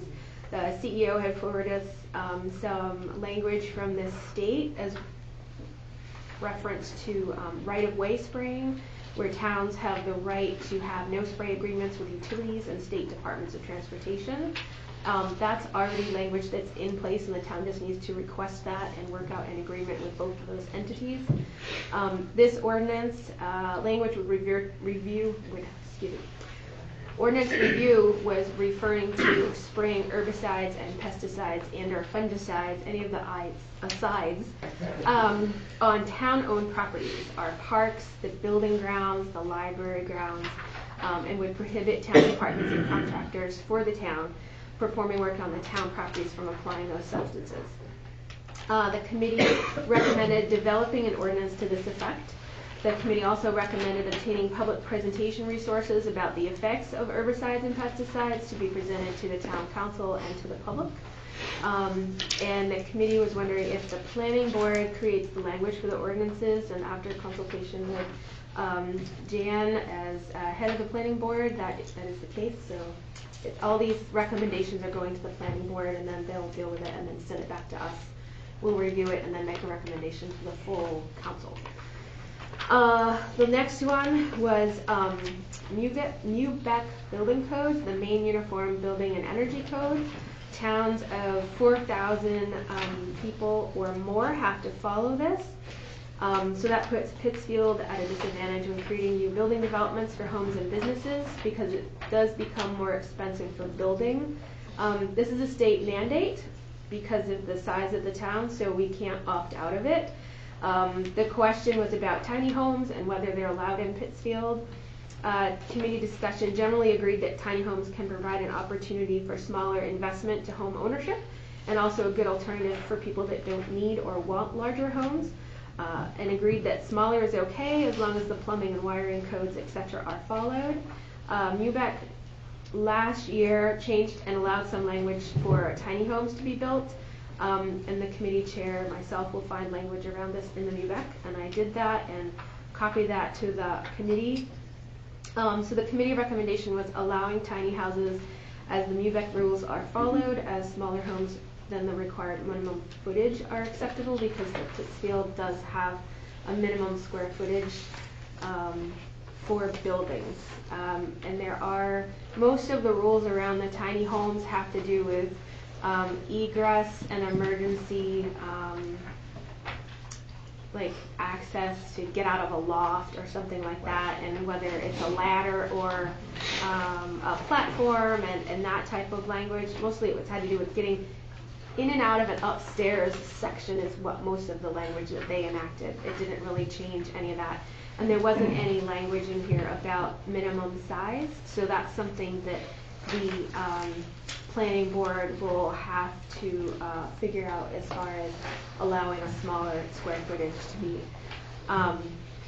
And one thing that came out of that discussion, which actually did not make it into my notes, I'll have to go back and change that. Matt Bolster had a really great suggestion because we were talking about the cost of having engineered plans. You can't just go in and have a hand drawing or a contractor drawing. You have to have engineered plans for any residential. So Matt had a great idea. What if we had and those engineered plans can add a cost to buildings. We're looking at doing a building that's going to add about $5,000 to the cost of the building by having the engineering done. And Matt had a great idea. What if the town had a set of plans or a series of set of plans that were already approved, almost like a subdivision type thing, but they wouldn't all be in the same place, but just say somebody could walk in and say, I want house A, house B, house C, this style house on my lot, and then that would lower the cost of somebody building a new home in the town of Pittsfield if we had pre-approved plans. So I'll have to, nobody picked up on that edit. I'll have to add that back in.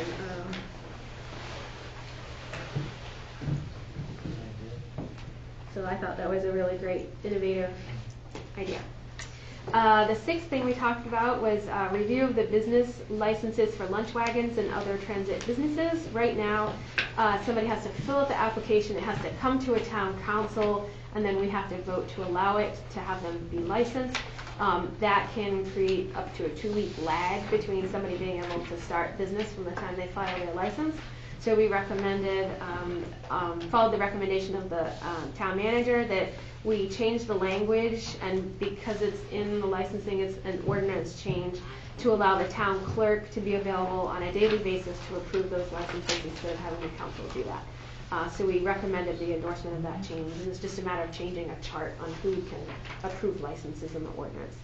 And the last one that I almost forgot that Pete sat through the rest of the meeting for was about the sewer ordinance, to review that and revise it so that a homeowner is only required to dig to the edge of the road rather than the location of the sewer main, which could be across the road.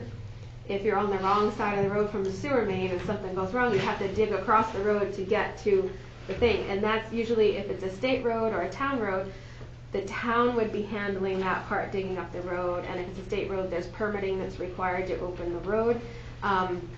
And we thought that it was very common sense not to have homeowners responsible for that. But we did want a presentation from the Assistant Sewer and Water Superintendent, to give an update about the sewers to the town council at some point in the next month or two. So the committee chair, so that's how we left that. So we thought that we should recommend that change, that it shouldn't be to the main, it should just be to the edge of the road if it's across the street. And we also, the committee chair asked the committee briefly, we had a brief discussion on a plastic bag ban, as well as styrofoam. We talked a bit about the costs, the effectiveness, the impact that it would have on our businesses. We didn't make any recommendations, it was just a general discussion at the end of the meeting. I'm going to do some further research and try and get some information to have public education sessions. Also maybe work with the recycling committee on that, and other community groups that might want to be involved with that. And so that was our meeting.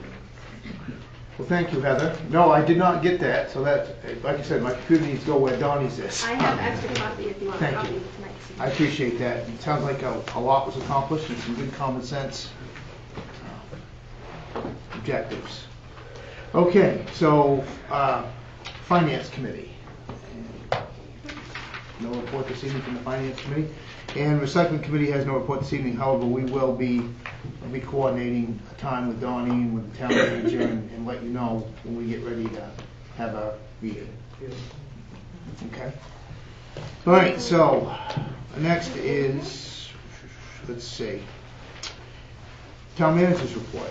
All right, very good. Number of items this evening. Tim, I think Ann is here and wanted to talk for the theater committee. Do you want that now, before or after conference, or?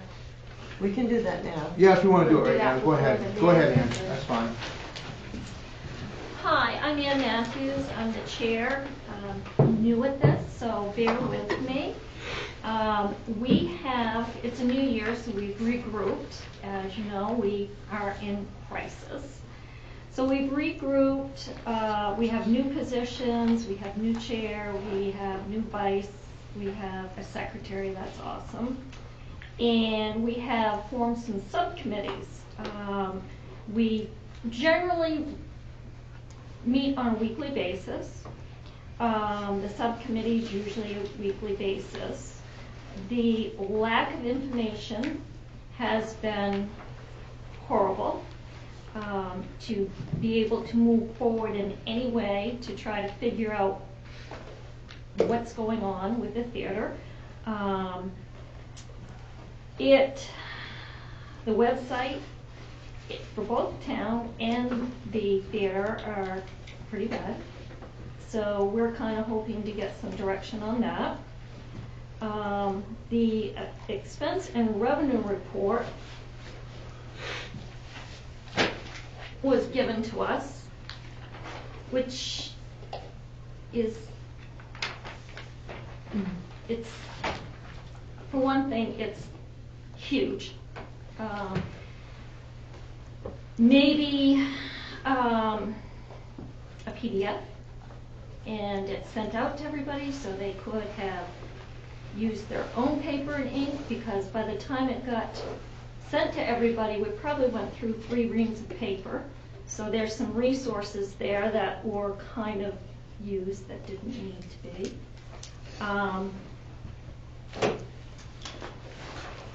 I do have a couple of questions, and I'm noticing on the agenda, maybe this isn't the right time to bring it up, but there is going to be some discussion about another new charge for the theater.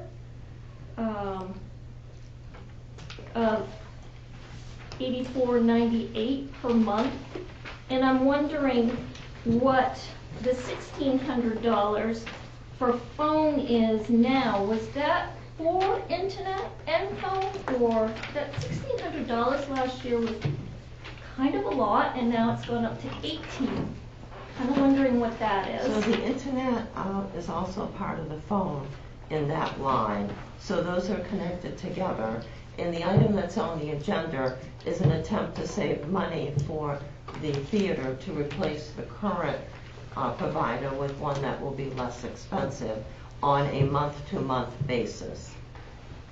Okay. So how much would you say that is going to save the theater? All right, Michael had put the information together, so do you have like a yearly savings? It's approximately $53 a month. Good. That's awesome. But as you all know, that's not nearly enough. I kind of was looking over the last year's budget versus this year's budget, and there were some things that kind of stood out to me. One of them was part-time employment. It's been increased to $660. Well, I understand that everything went up $1 because unemployment went up, or excuse me, not unemployment, the minimum wage. Yes, thank you. Minimum wage went up. But I'm not really clear where the added help is, why it's needed. I was there volunteering on a Monday night, and one of the other committee members was volunteering on a second Monday night. And the theater manager left her 2 paid people to run the theater. She left for the evening. Her busiest night, she left. I'm not clear why we're paying somebody when we're already paying a theater manager to finish out that night. I mean, sure, it might have saved $20, whatever, we might figure it to be, but it doesn't make sense to me to be paying pretty much 3 people, because we've already paid her salary. She's not salaried, she's hourly. So it may be that the 2 people are less expensive than she is with her salary and all of her benefits. But see, that is like, the point is there that we're on a committee and we've been told that she's a salary paid employee. The lack of communication and the lack of, it's staggering. It's staggering. We're told one thing, we get something else. We ask for information. It takes 4 weeks to get it. Catherine, she is an hourly employee, is that correct? She is an hourly employee. There was a change in the state law, I believe 3 years ago, in which the amount for a salary employee went up to a little bit over $50,000. So we had a number of salaried employees, and then those employees are no longer salaried. They've been hourly for, I think 3 years now. Well, thank you for that. Is she expected to work a 40-hour week? Yes, she works a 40-hour week, sometimes more. Okay. So maybe she could rearrange her schedule to what she's doing. Well, I so think that that's what she's they're talking about now. there, Looking and at the tasks and everything. right, Yes. which could actually help by eliminating a position if the committee comes up with enough volunteers. Actually, Ann and I met this weekend, and these were some of the things that we discussed. Sorry. Oh, you're fine. So I also would like to kind of ask Catherine, what is the status of having volunteers within the theater? Can we, can't we? Insurance seems to be an issue. I will have to check on the specifics, but having volunteers go in to help in different parts of the theater should be fine. Well, that would be wonderful, because there's lots of people within the community that would like to help. We would have to check on the aspect of the concessions and what type of training would be needed because of food safety and everything. But if you're only working with certain things, it might be fine. So that's something that we can check on. But we've had volunteers at the theater for years. That would be wonderful. And we evidently need, at this point, need to have more. Awesome. So I just want to put it out there one last time that the expense and revenue report is, it's not complete. It's really bad. It's really bad. We need to have things broken down. We can't tell what's what. We are working with a volunteer. She's a CPA, and she can't make head and tails of what's going on. She's tried very hard, and it's taken us 4 weeks to get this information. And when did you receive that report? We received this report last Wednesday. Last Wednesday. Okay. And Is there what's in it? anything additional since then, Catherine? Is there lots of years, or is that Yes, just? I've got a full set of all the reports that we There's- provided. from 2000? We had 14 people asking for Three. different reports, Okay. just for everything 2018, over 15 16 weeks, okay. So, we are working hard. We're trying to figure out just what route to go. Donna has been very gracious and tried to help us as much as she can.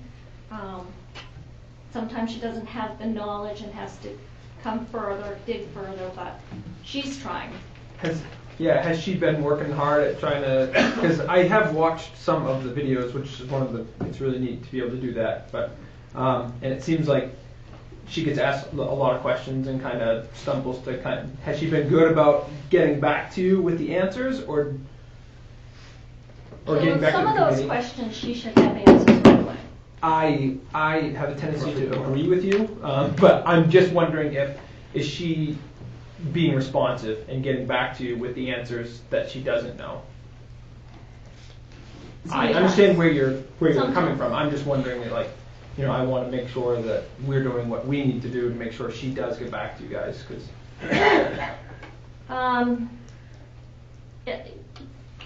She's been overloaded.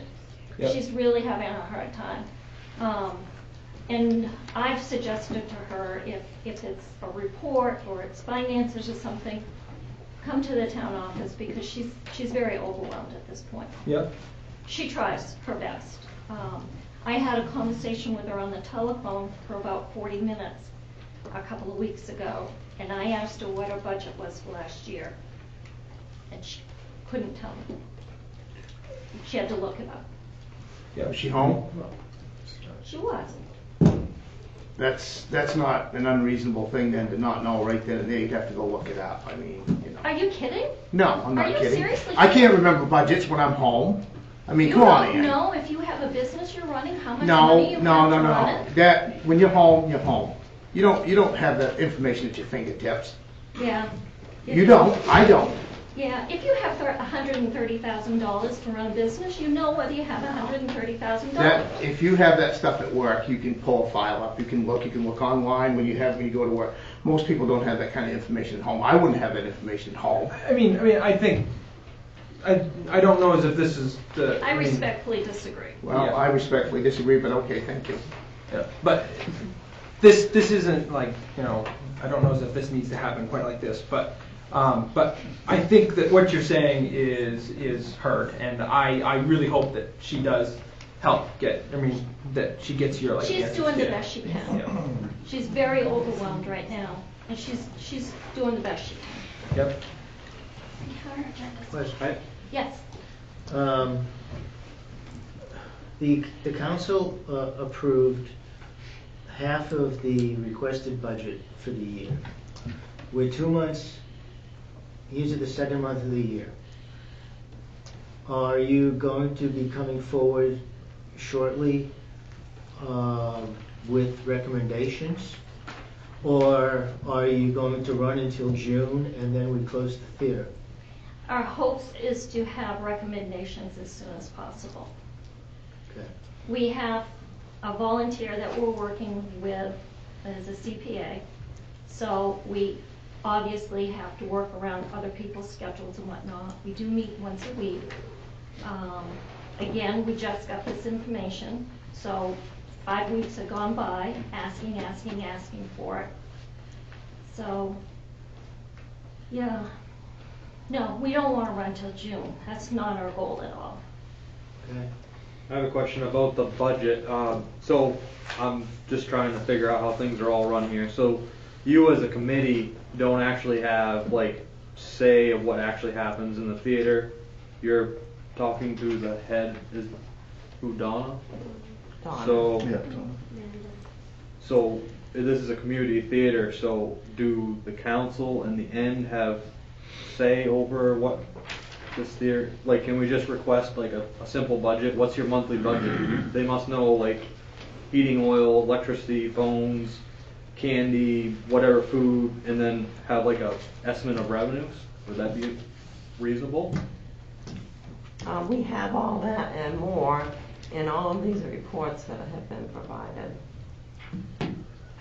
So is in your packet, is there like that type, does it break it down like that, or is it just like a broad over the year? I'm just trying to figure out It is how. not broken down very much.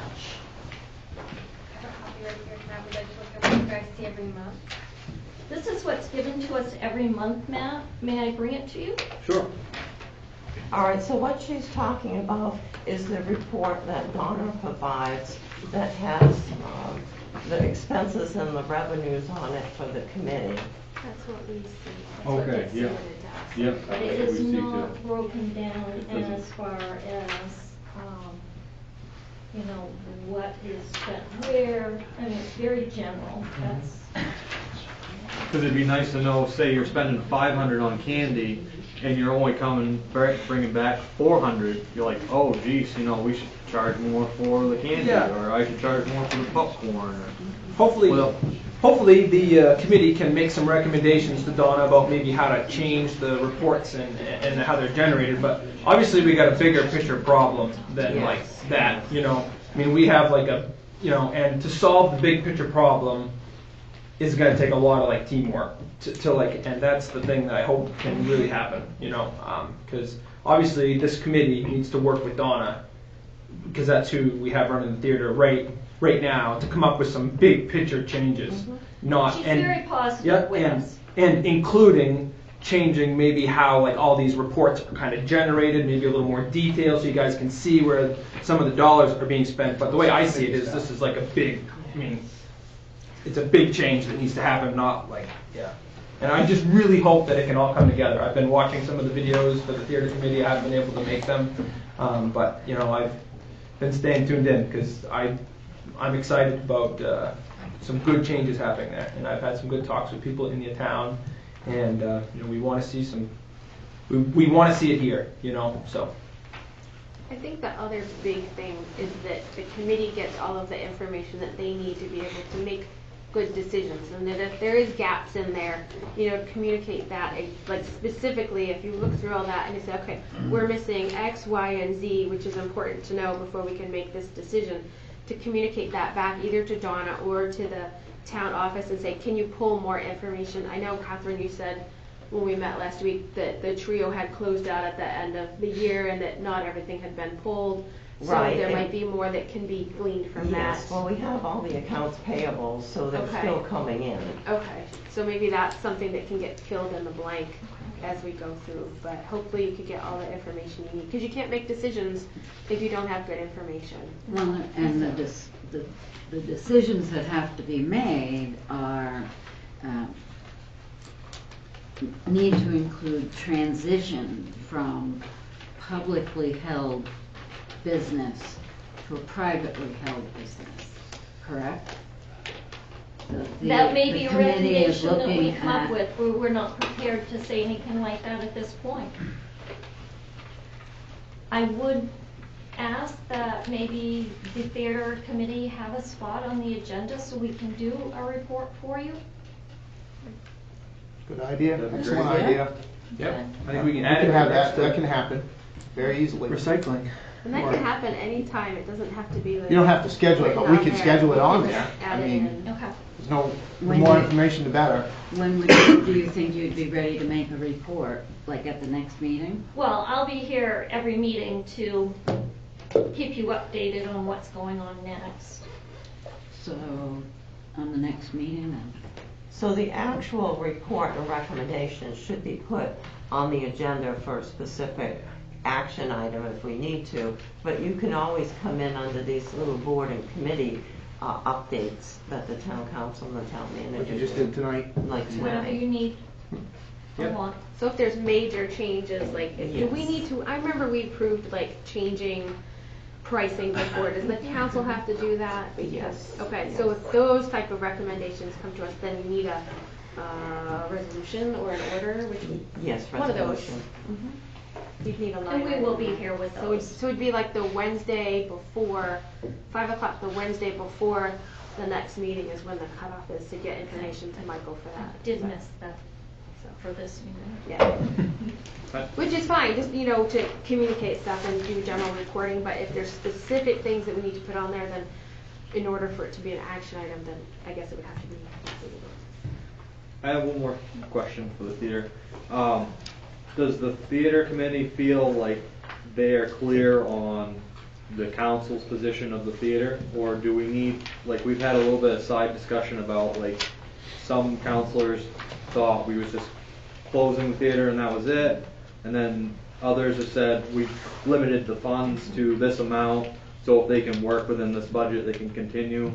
Do we need to consensually, say, hey. My this is what understanding was the funds were reduced and they were to work in that frame of, that was my understanding. For however long. For however long we can, Yes. we can I do was it the one in- that had the misunderstanding. I thought that it was. I just wanted it to be all clear, so like you We're guys clear. know what we, there's no guessing, I guess. Right. Yeah, we're clear that we have this much time. Yeah. Thank you. Thank you, Ann. Any other questions for Ann while we got it right here? No? Okay, thank you, Ann. Next is town manager report. All right, very good. I'm just going to mention the theater reports that we have generated. I arrived back from my little rehab vacation for my foot and found that we needed some reports. So I've run out expenditure history for 2003 through 2018, 16 years. We had 14 requests for different types of reports from various individuals. So we went and ran out the whole expenditure history. So we have 16 years of an expense summary for the end of the year for each year. And we have to remember for 2018, we don't have all of the accounts payables as of yet. They're still coming in, especially for the theater, because they're coming in from, movie studios out in Hollywood, and it takes a while. We also ran out the expense detail that lists all the expenses for each year. And so there are 16 expense summaries and 16 expense details for 32 reports. We also ran out the revenue history. That's not as helpful because it has the revenues clumped together, but we did run out one so people could see it, and ran out the revenue summaries for the end of the year for each year. So that was 16 revenue summaries, so 16 reports. We also ran out, Rochelle thought it would be helpful to have this, and we ran this out, and it is very helpful. An expense summary by month for 2017 and 2018 with the matching detailed history for the expense summary for that month. So that was 12 reports for summaries and then 12 matching reports for details for the 2 years, so that was 48 reports. And then we had some trouble getting the cash receipting out because we didn't print it at the end of the year this year like we usually do. So we did work on that with Trio, And we have cash receipting listings now for 16 years that list all the receipts in detail. So that's 16 reports.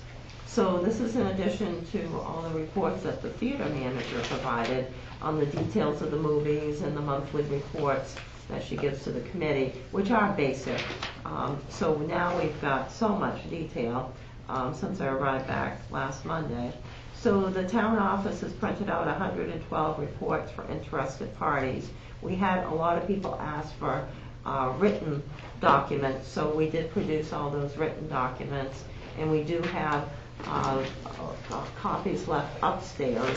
And if it's helpful, I can meet with the theater committee chair, or I met with Michelle and went through all of the reports, and she said she was working on the subcommittee for you all, but I could meet with theater committee members and go through the reports, because I'm used to working with the TRIO system, whatever would be helpful. So we've got every detail we can get out of the computer now for the theater. All right, so that's the theater. So let's go on to the regular town manager's report. So the councilors had seen that we did not have the retail marijuana moratorium come up again. It went past the 6-month period, and that is because we're no longer required to have the moratorium. The retail marijuana statutes now require towns to affirmatively opt in to have any of the retail marijuana. So we would have to go forward to the state and say we wanted to have this. So we don't need to have the moratorium anymore because we did not want to have it. And social clubs are no longer allowed under the state law at this time. So we don't need to deal with those at this point. So that's why that didn't come up at the 6-month period.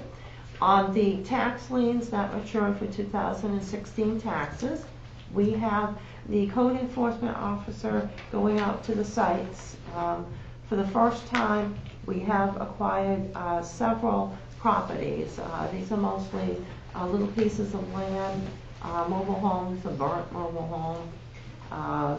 And we also did get the former animal shelter that was out on Route 2, which is interesting. So the properties are located, just for your knowledge, we'll have a big report from the code officer when he finishes that, but he was spending a lot of time on the boat launch because we did need to get that project approved. And so we have a trailer on Honeywell Avenue, land beside that, which will go together.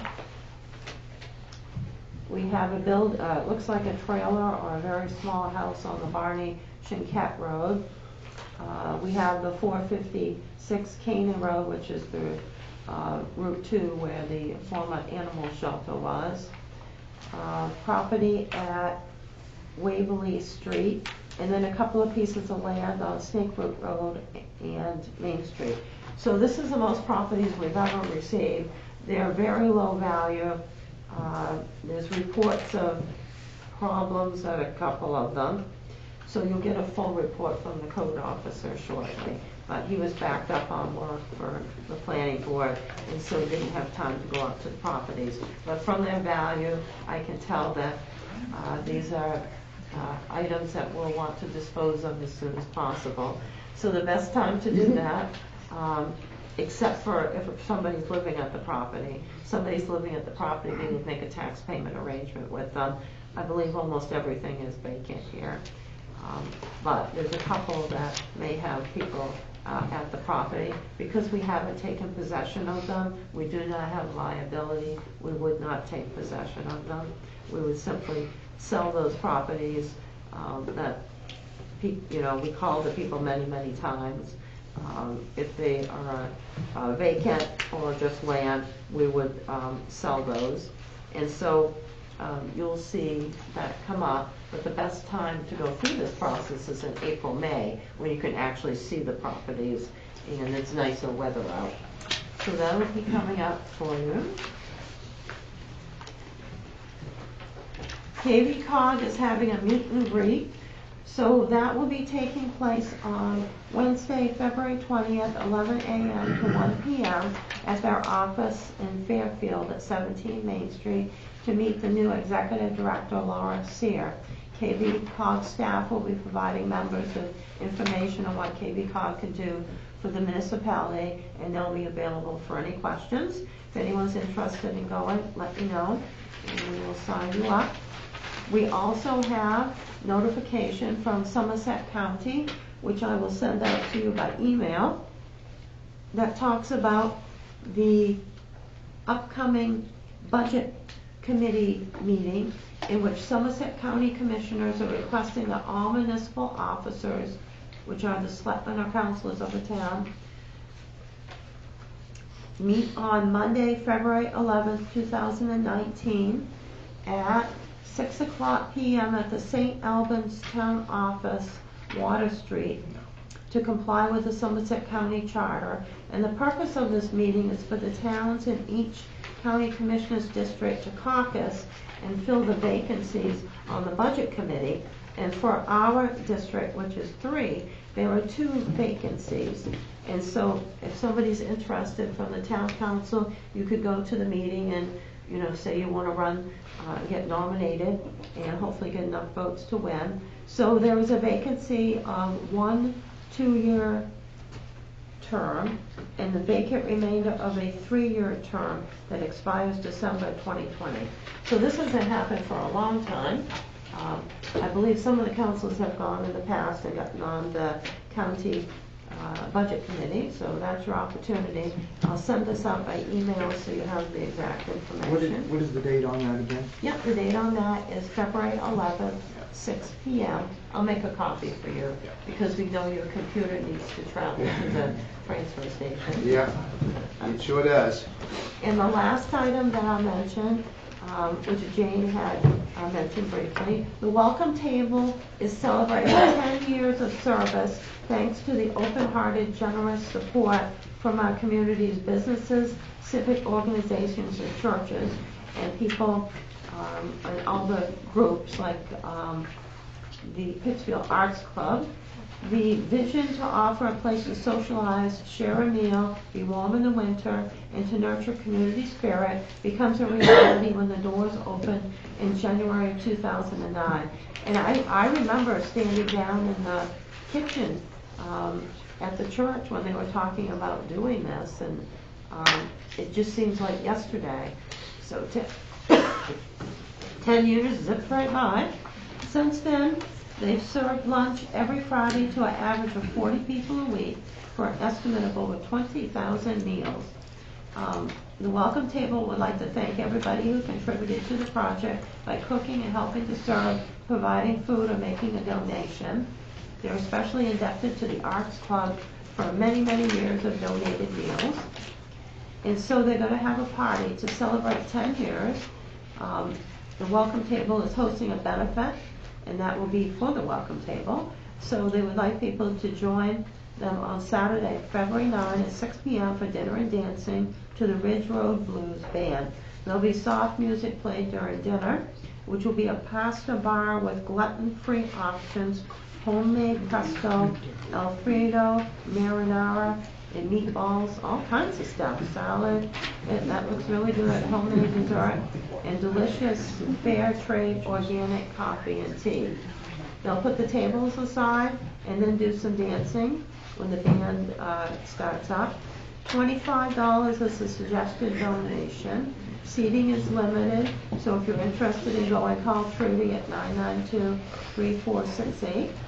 And if you're unable to attend but would like to help, you can send a donation to the Welcome Table, P.O. Box 160, Pittsfield, Maine. And you can also contribute by purchasing a ticket for one of the Welcome Table regulars who might not otherwise be able to attend. So that has been one of our community's many wonderful projects, but certainly just overwhelming success with over 20,000 meals.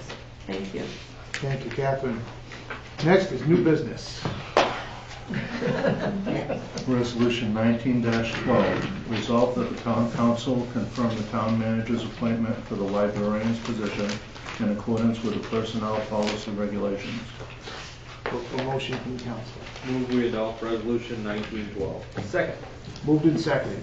All right, so for So- background, we know it's Holly. All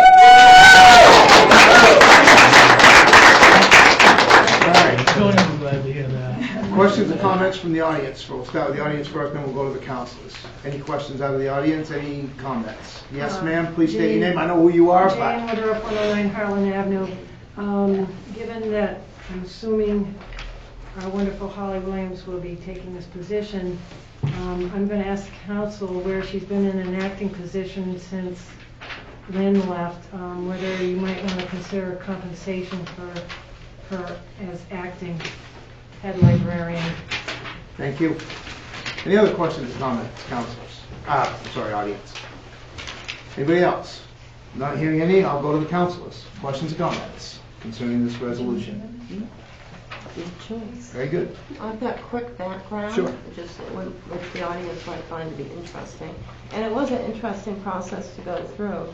The applications for the librarian's positions were due on December 21st and ranked. The town received 28 applications, many from in-state, but some from out of the state. Many interested, qualified people. After the applications were ranked, I provided sample questions and interview ranking forms from our archives for the staff, and we had Michael, our assistant, was assigned the task of interviewing the applicants that were chosen for consideration. And when we go through the applications, we look at the job description, qualifications, prior experience, and application presentation. 7 first interviews were offered, with 2 applicants canceling their interviews. So we had 5 initial interviews that were scheduled and took place. Michael conducted the first interviews January 7th through January 14th. I received his written notes on each candidate on January 24th, and he did a very good job. We scheduled second interviews. We had a great second interview and lots of interesting questions and interesting answers with Holly. And then we had an informal discussion. So Holly will do a great job as the new librarian to start tomorrow in accordance with the town's personnel rules and regulations. So we're looking forward to working with Holly, and we know she's excited. Thank you very much. Thank you. All right, questions? Yes. Mr. Mayor, I think that Jane has a good point. If somebody's been filling in, acting in that position, that they should be compensated as such. Can we look into So that? we haven't done that for any positions ever. But what I've done is I've increased her pay considerably, so I think that she's happy. Well, that's with the new position, correct? But Yes. if they're acting in a position for a period of time, like when we were without a police chief and we had an acting police chief, during that time, the acting police chief did not have any increase in pay, even though they were covering extra duties for the office. All of the people that have covered for all the jobs over the last, I think, 4 decades have never received compensation. We just all take over the jobs and do the best that we can with them. Does that make it right? Yeah. Doesn't mean we can't start. I think if someone's gonna take on department head responsibilities, Many people have done it, and quite a few people still have parts of other jobs that have been cut over the years, and we've just added them on. well, I still think maybe we should make it a topic of discussion on the next agenda, For policy change. or a policy change, yeah? Well, let me think about it first. This would be I going think just because forward. it hasn't been done, I don't think, I agree with Howard that just because it hasn't been done, does that make it right? And I don't think it does. I certainly think we can look into it. We can look into it, but there are a lot of people now that are covering other jobs and have done this for a long time. So I better think about how this all fits in with everybody else. I think too. if we have good employees, we want to keep good employees, and we put them in a management position, even temporarily, they should be compensated for the additional responsibilities. I think that should be done as part of the part, like, do you want to act as, say, police chief or whatever? Initially, like, after the fact, it's kind of like too little too late feeling, like, if you would have offered that increase, you might have gotten 2 or 3 other people within that department that would say, hey, you know, if I knew I was going to get this kind of money, I would have stepped up and did that, but I didn't get that's the only problem. Other than that, I think it's more than fair to compensate them for, you know, they're doing the extra work, so they ought to be compensated for that extra work. But that's the only I think the drawback. department head would probably know best who could fill their shoes in their absence, as opposed to, oh, I want to do that I had, because there's extra money. Right. I mean, Donnie would know in his absence who could best fill his position. Can I add to this? I think you've got to be very careful about that too. It should be if a person is vacating a position, whether it's retirement or moving on. I think we need to stop that, because I filled in for Steve, and me and Scott have when Steve went on vacation for extended period of time. Because you're going to get yourself in a sticky situation, I think you need to limit it to if somebody's vacating the position. Yes, Well, I agree. excuse That's- me. that's- That's all I'm saying. Excuse me. I'd like to, before we go any further, Mr. Chinkat's had his hand up for a while, and I'd like to hear what he's got to say. I know I'm talking out of turn, thank you for the No, time. no, The that's motion fine. on the floor is confirmation of Polly. This is why these meetings take twice as long as they need to. Everything gets all muddled Yeah, up. I agree. You guys need to focus what's on the floor. I certainly think we can look at it, and I certainly think we can get a report back as to what the effects would be and how either would positively, negatively affect, you know, I mean, that seems like I a think reasonable Catherine request. can grab that information probably. Okay, so the question on the floor is, Resolution 19-12. Is there anybody else other than that part of it that has any other comment? Not that that's a bad part. Is there any other comments? Polly as library. Yeah. Okay, all those, if I'm not hearing any, I'm essentially ready to vote on this. All those in favor of Resolution 19-12, please signify by saying aye. Aye. Those opposed, nay. Ayes have it, and she is now the head librarian.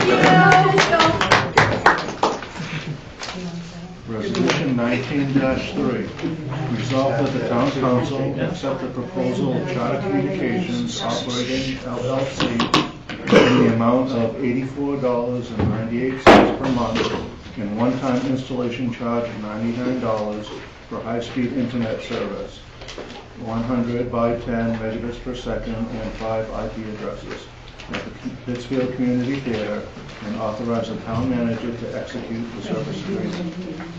All right, look for a motion from the council.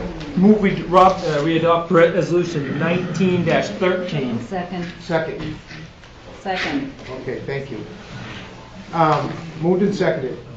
Questions or comments? I'll start with the audience. Anybody want to comment either positively or negatively, or speak on Resolution 19-13?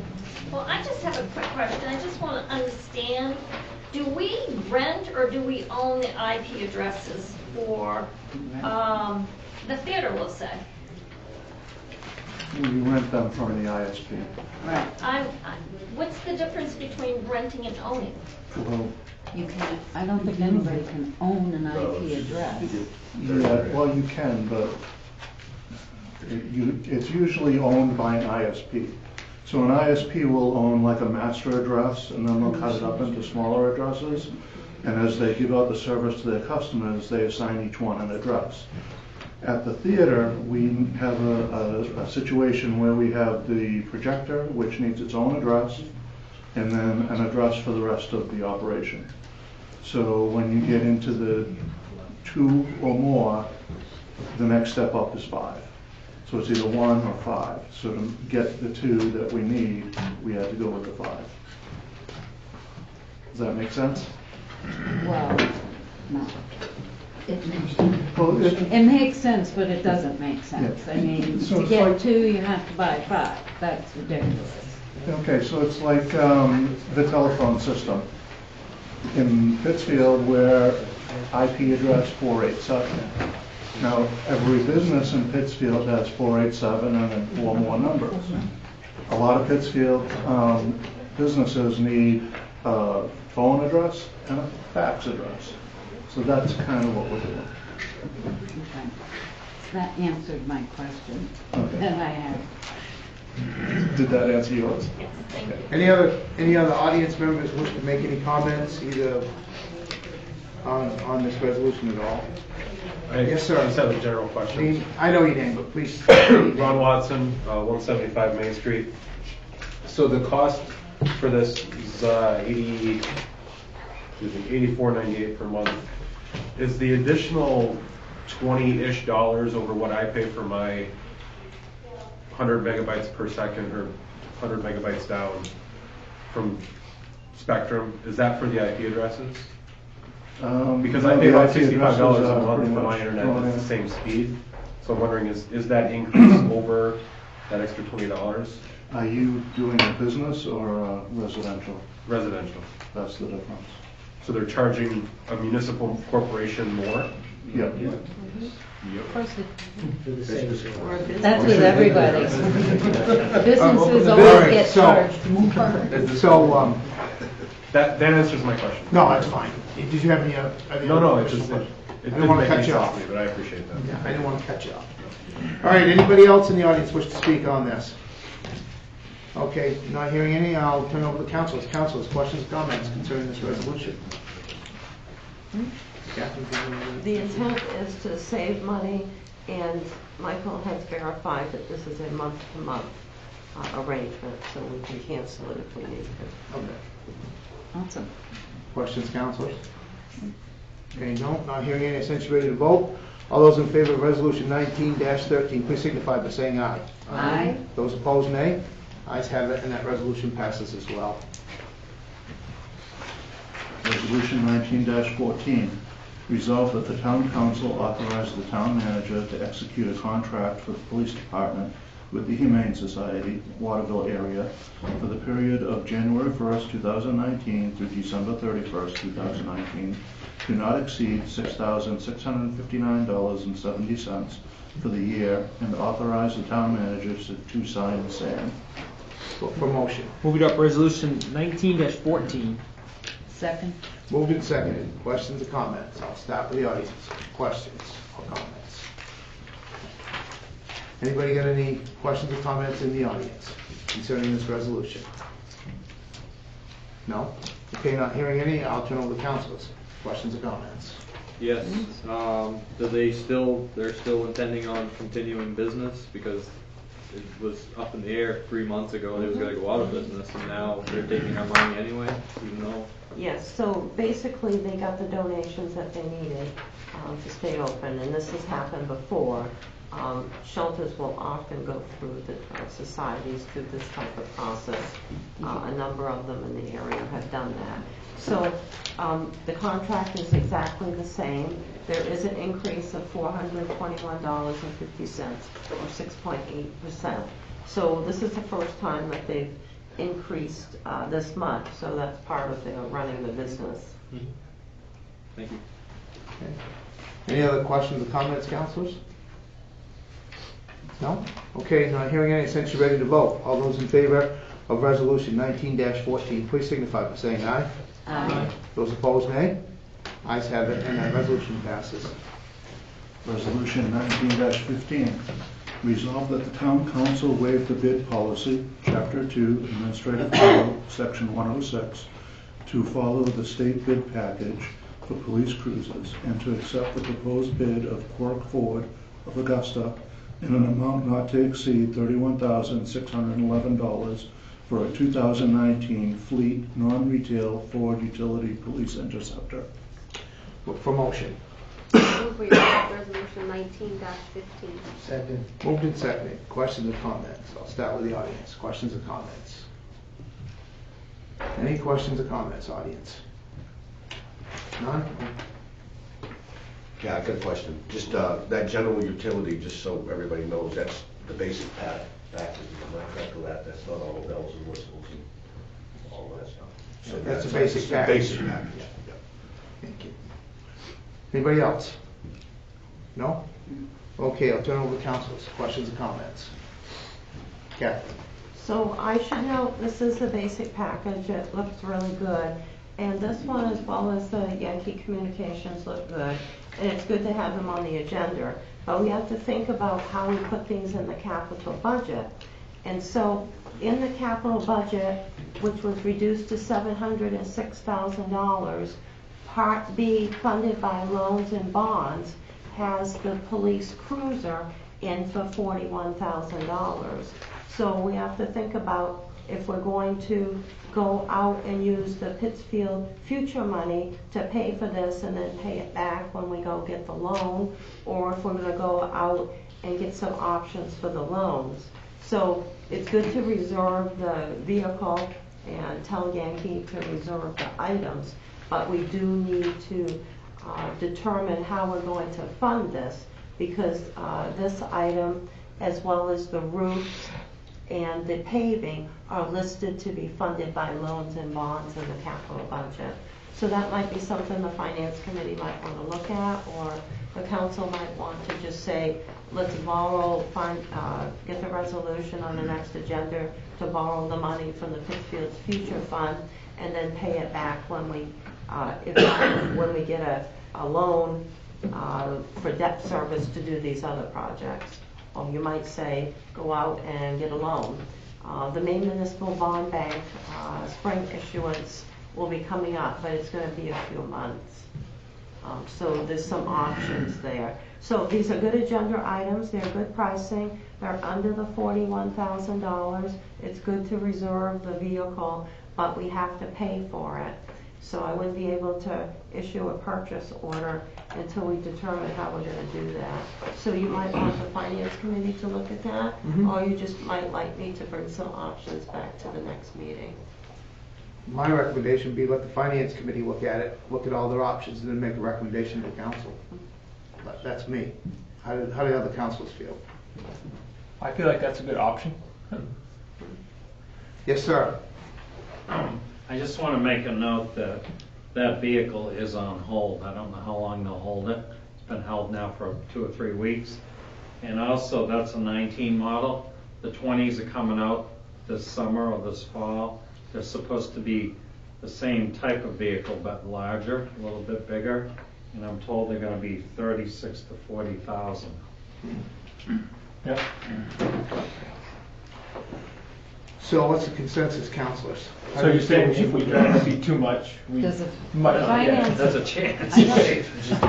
The question is, does the finance committee want to do that and bring back a recommendation, or do we want to just have Catherine bring?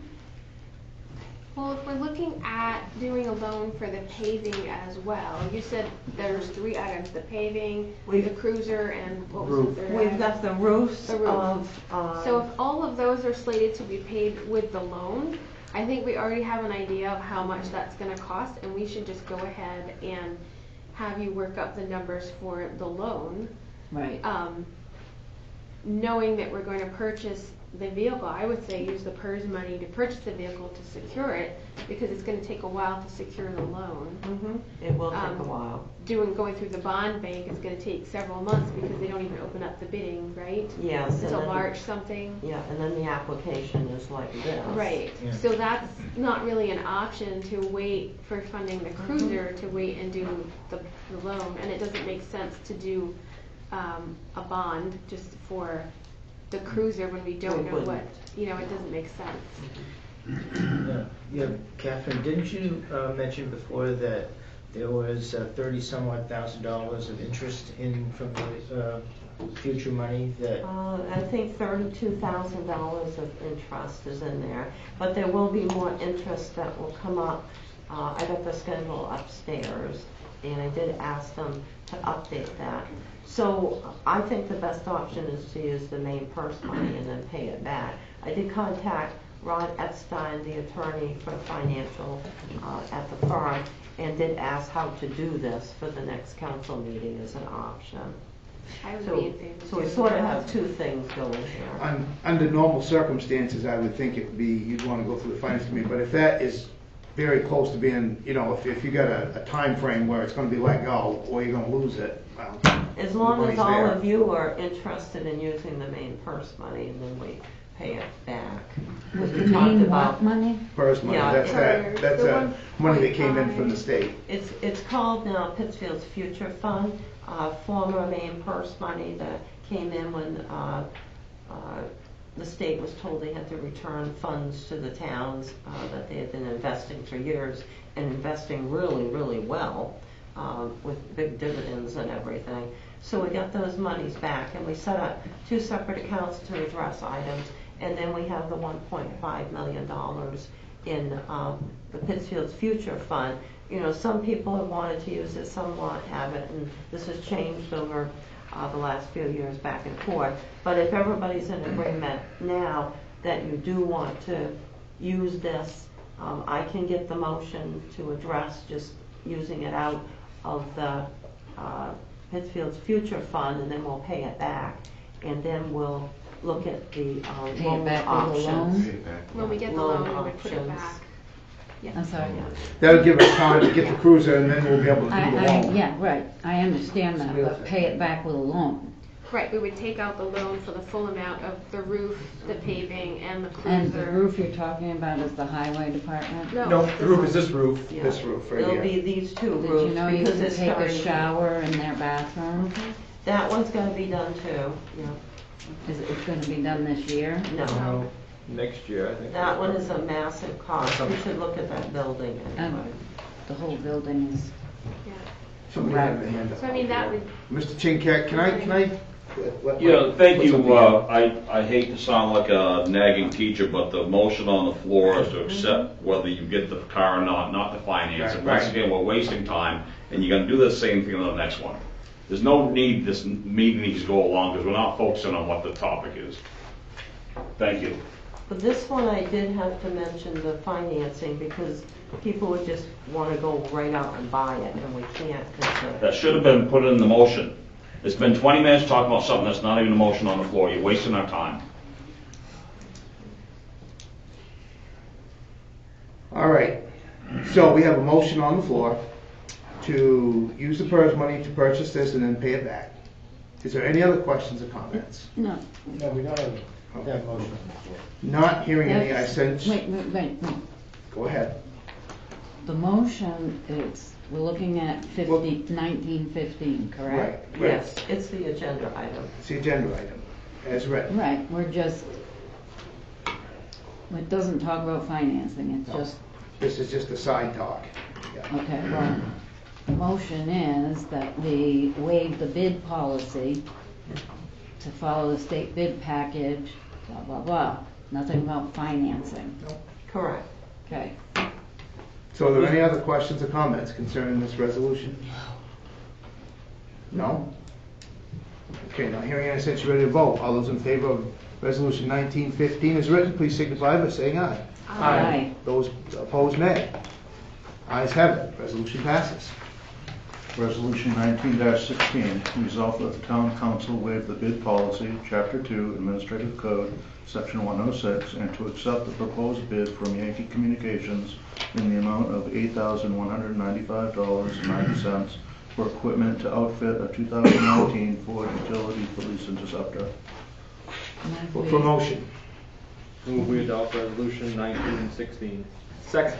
Moved and seconded. Questions or comments? We'll start with the audience. Anybody in the audience have a question or comment concerning this resolution? No? Okay, not hearing any, I'll turn it over to the council. Councilors, questions or comments? No? Okay, not hearing any, since you're ready to vote, all those in favor of resolution 19-16, please signify by saying aye. Aye. Those opposed, nay? Ayes have it, that resolution passes as well.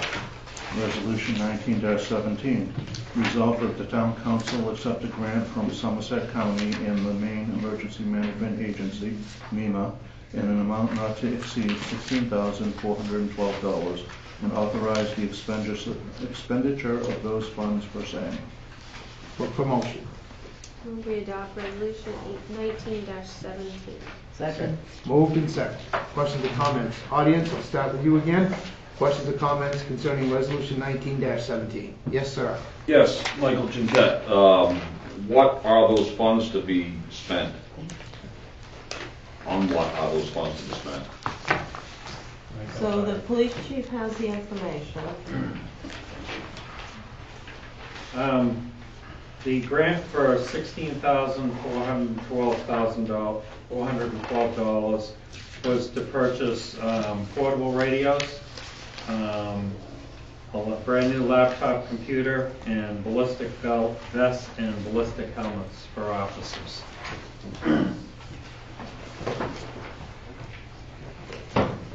Well, any other questions or comments from the audience? Yes, sir. One other thing is, when I brought this motion forward, it was to also, so we could, have a separate account to pay for this rather than paying for it out of my equipment budget. Because this is, when I pay this, it'll be $16,000. So the idea was to have the funds come out of a separate account, a surplus account or whatever, so it wouldn't drain my regular equipment account, because when I get the funds back from the grant, we have to pay for this up front, so it won't drain my account, and then when the funds come back from the grant, it'll just go back into that surplus account. Does that make sense? So we don't have any surplus accounts, but as I explained to you, we've had several hundred grants, and so we will set them up in a separate account, just like we have all the other grants. So you'll have a separate new number for the expense and a separate new number for the revenue, which will be in the grants part of the budget, separate from all departments. So it will have no effect on the department budget, just like all the grants that we've had. I was just referring to it as a different account, but same. That's fine. Cool.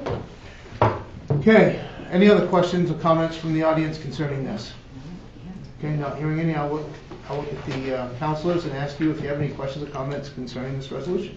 So that's not a problem to pay for it and then get the reimbursement? No, because we've got notification of the amount, and the state, Somerset County has said that we have the grant, so it's encumbered now for us. So that's not an issue. All right, any other questions or comments, councilors, concerning this resolution? No? Okay, not hearing any, I sense you're ready to vote. All those in favor of resolution 19-17, please signify by saying aye. Aye. Those opposed, nay. Ayes have it, and that resolution passes as well. Resolution 19-18, resolved that the town council authorize the town manager to apply for a grant from the Federal Aviation Administration, FAA, in the amount of $129,600, and the Maine Department of Transportation, MDOT, in the amount of $7,200, with a 5% match from the town of $7,200, for a total project of $144,000 for the preliminary design and permitting to construct an 8-unit T-hangar and apron at Pittsfield Municipal Airport under Airport Improvement Program AIP project number 3-23-0036-XXX-2019 upon award to execute all paperwork on behalf of the town of Pittsfield and authorize the expenditure of those funds for same. I'll ask for motion. Move we adopt resolution 19-18. Second. Moved and seconded. Questions, comments? I'll start with the audience. Yes, sir, Mr. Chinquette. Yes, Michael Chinquette, I would suggest that Councilor Curtis recuse himself from this vote. Sure. Thank you. He normally does, yes. Okay, thank you. Anybody else in the audience have any questions or comments concerning this resolution? No? Okay. I'll look for comments and questions from council concerning this resolution. I do step back from the vote or recuse myself from the vote. But you can still be part of the conversation. Yeah, so I guess I can kind of explain a little bit what, just because I know getting a little bit more scrutiny lately on what's going on down at the airport. So what this is about is, and I know we've talked about it before, I'll try to make it super quick, but what this is about is basically The FAA does CIP grants down at the airport where they match like 90%, Catherine, Yes. of a project, and we've got lots of projects over the last bunch of years, and it's basically all projects that are on town property. And the most exciting thing about this project is that it's going to give us more hangar space at the airport to put airplanes, which is something that is really pretty limited in Central Maine right now. But the exciting thing is that this will be one of the first revenue generating projects at the airport for the town. Typically we've put new pavement down, we've put new things in, and they've just been to like make things better. But this is actually going to be, this project will actually add a line item for revenue at the airport that will be all, and every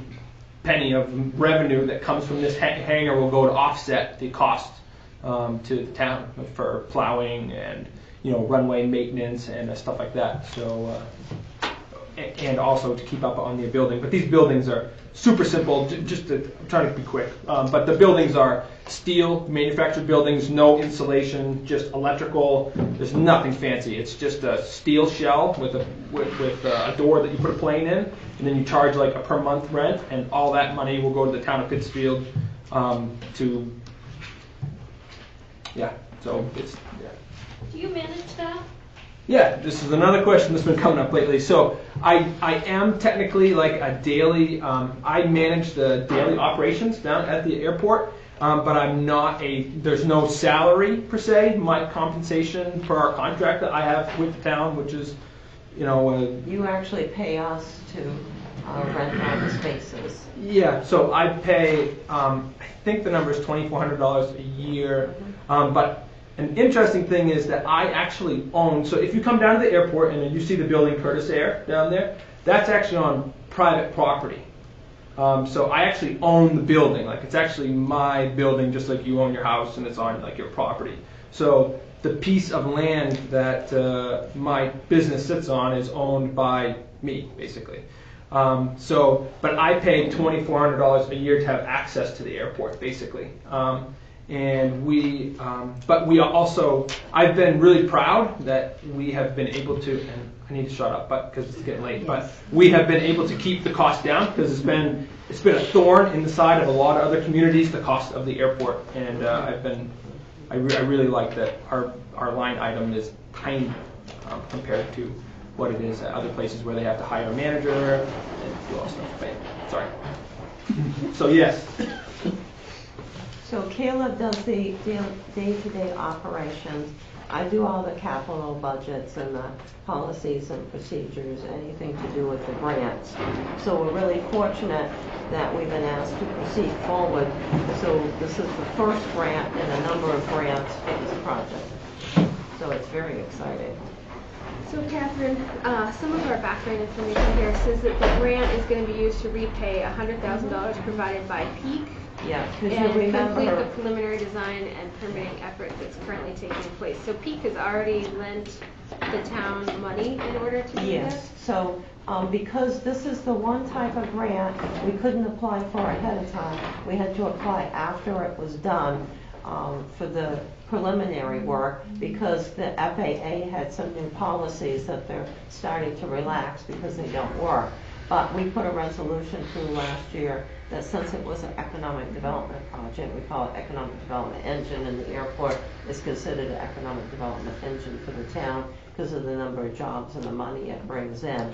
The Pittsfield Economic Expansion Corporation did put forth with the resolutions that they approved and the town council approved that we would spend up to $100,000 for this. But if this works out right, if the grant monies could arrive soon, then we might not even have to pay the bills through Peak. But if it doesn't, we'll pay the bills through Peak and then reimburse Peak. Okay. At some point, can we have more information on the airport and how it generates economic development for the town? I don't know if that's like number of flights coming in or what that would look like, but at some point, just to give people an idea of what it means to the town. There was a really nice study done by the state of Maine a number of years ago that showed that we've generated more here than some of the bigger airports, which was surprising. Waterville was listed as generating less. I think now they've stepped up operations. I don't think the state has updated that report, but that was a wonderful one with great details.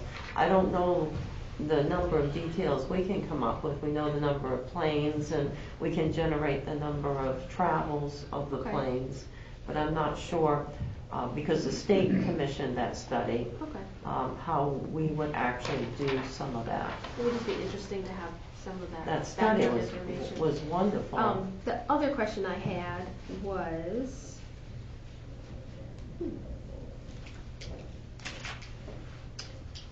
It was a hefty package. it was Peak. So is the $100,000 that they have in order to lend to the town for that, is that from the sale of the old technology building?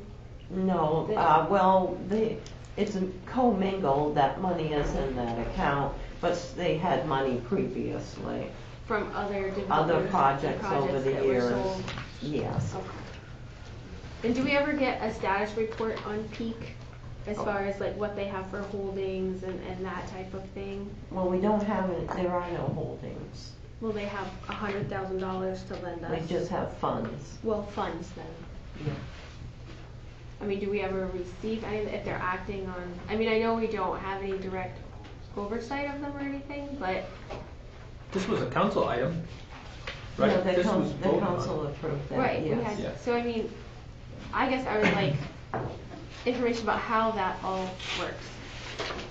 I mean, it's not part of the council, but we have to approve what they do, but I don't know. So, And then, are we talking and this could about? be another conversation for next meeting.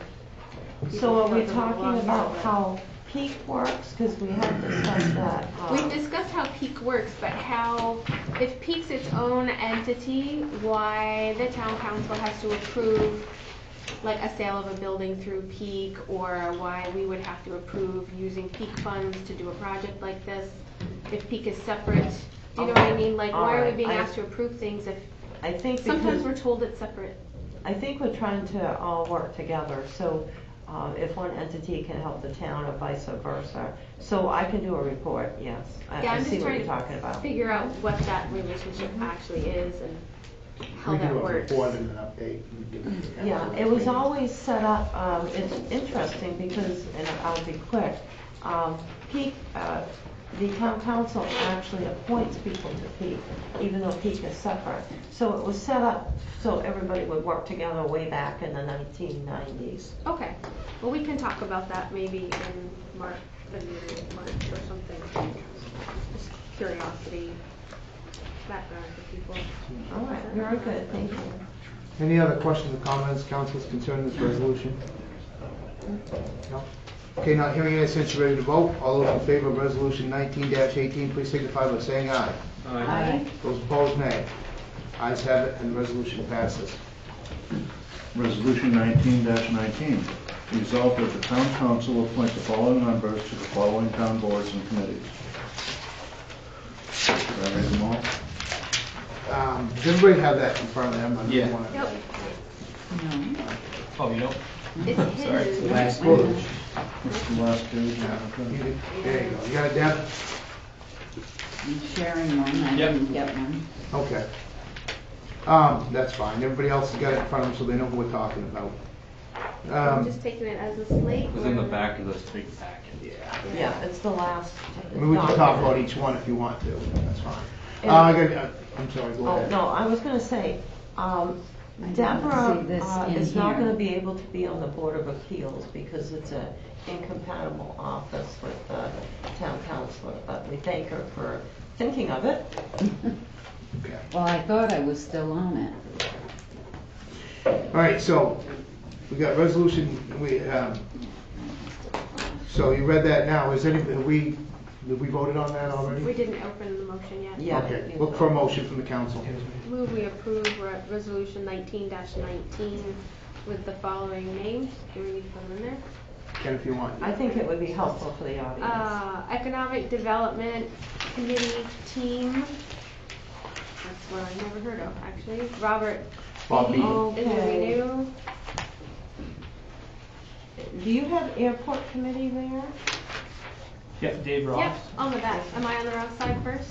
That's fine, whatever. Okay, sorry. We'll start with airport committee. We'll go alphabetical, I guess. David Ross is renewing. Board of Appeals, David Quint is renewing, and apparently we need one more person if Deborah can't serve. Board of Ethics, Ken Clark is renewing. Board of Health, Susan Quint is renewing. Donnie Shute is renewing. He's our health officer. Cemetery Trustees, Don Hellenbach is renewing. Bob Stackhouse is renewing. Is it the backside too? Yeah. Okay. Economic Development Committee team, Robert Beatty is renewing. Library Trustees, Jean Boisevert is renewing. Parks and Rec, Michael McGowan is renewing. Pinnacle Park Board, Jack Wright is renewing. Planning Board, Royce Sposato is renewing. Morris Pollard is renewing as an associate member. Pool Committee, Paul Bertrand is renewing. And Theater Committee, Jerry Lynn Perkins, remainder. What does that mean? They're going to fill the remainder of the term to 2020? It must be the remainder of the term. Yeah. Okay. Do I have a second? I'll second. Moved and seconded. Questions or comments, audience? Anybody in the audience wishes to comment on resolution 19-19? No? Okay, counselors, I'll look for questions or comments concerning this resolution. So these are all renewing, except for one person is new, Jerry Lynn Perkins. For the theater committee. Yeah. Are they here tonight? No. Do you know them, Ann? I know of her. Any questions or comments? My recommendation would be to accept as we are. We're very fortunate we have the volunteers as we do. Most of them are renewing because they have a passion for what they signed up for, and they're all, I know most of these people, I don't know them all, but I know most of them, and they're all very good qualified people. And most of them have been on it for a while. And what is the Economic Development Committee team? That's the group that will work on the different grants for the project. So when the Main Street project finally gets going with MDOT during the surveying, and which is now due this spring, then they can go into action and work on that project. They were going to be the members of the CDGB Advisory Committee. Okay. And we have 7 people filled, so that fills it? Yes. Okay. Are we going to get an updated list of what all the committees and boards are after these are done? Yes, the town clerk's working on Okay. Okay, any other questions, comments, councilors, concerning this resolution? Everybody good with the names on there? Okay, all those in favor of resolution 19-19 with the names that are submitted, please signify by saying aye. Aye. Those opposed, nay. Ayes have it, and that resolution passes. Can Next. I make a request, Mr. Mayor? Sure. So for me, a lot of these are just names. It's not anybody that I've ever met. So I'm in effect appointing to somebody I've never met before. I don't even know from the next person on the street to a board of ethics or the board of health without knowing anything about them. And it would be really helpful to have a little write-up of their qualifications for all of these things if we're appointing people to boards. I realize some of them have been on there for quite a long time, but even just, you know, so-and-so has served on this and this is their experience. It doesn't have to be a long bioepic or anything, but just a little something to inform. I mean, Can't hurt. I don't know, do you know everybody that we just appointed? I know most of them. I don't know them all, but I know most of them. Yeah. In fact, I've lived here my whole life. That's why I know them. Right, but I mean, you've lived here your whole, but you don't know all of them. No, I don't. You've lived here your whole life, so I mean, that's my point. We're appointing people that we don't all know, so. Yep. I mean, I thank them for their volunteerism, and I think it's needed and important. If that's something to do that, that, but if that's something that can be done, I don't know why it couldn't be done. That way we'd have it if anybody had any questions, or if they wanted to, I don't know, maybe somebody applied for a job and as a Parks and Recreation Director, they were on this committee for 5 years.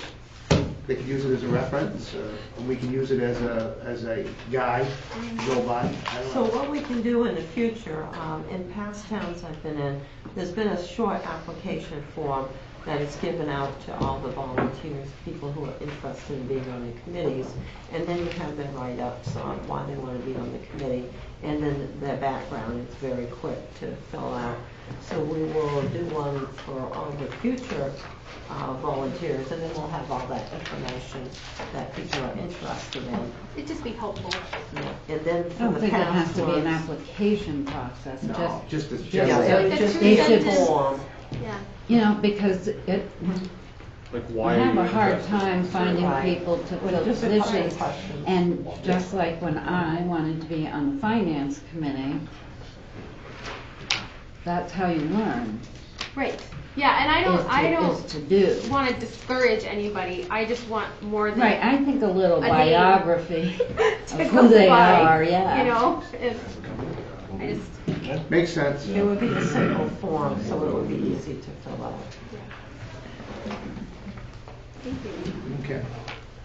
So we passed that. Next is discussion items, of which there are none. So we can go right to reports. Audience, anyone in the audience wish to speak this evening? Mr. Chinkat. If they don't know your name by now, they're never gonna, kind sir. Yeah, that's true. Thank you very much for the time, Mr. Mayor. I do miss you, yeah, I'm just letting you know. I miss you too, sincerely. I have a comment, a clarification, a question.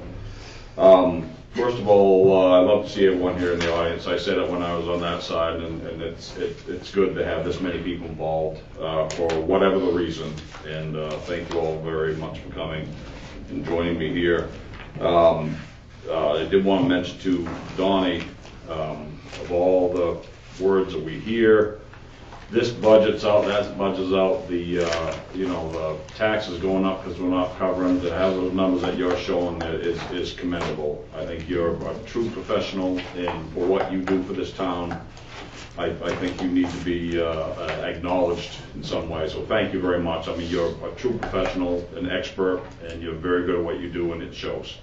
And I know you're very humble. Thank you very much for what you do that. Clarification I would like to say, you had mentioned, Mr. Mayor, that the theater was funded and let the theater go as long as they could. We had the discussion when I was in that seat. The motion was made to close the theater altogether, and then there was a kind of a compromise saying, well, we'll just fund it for half a year.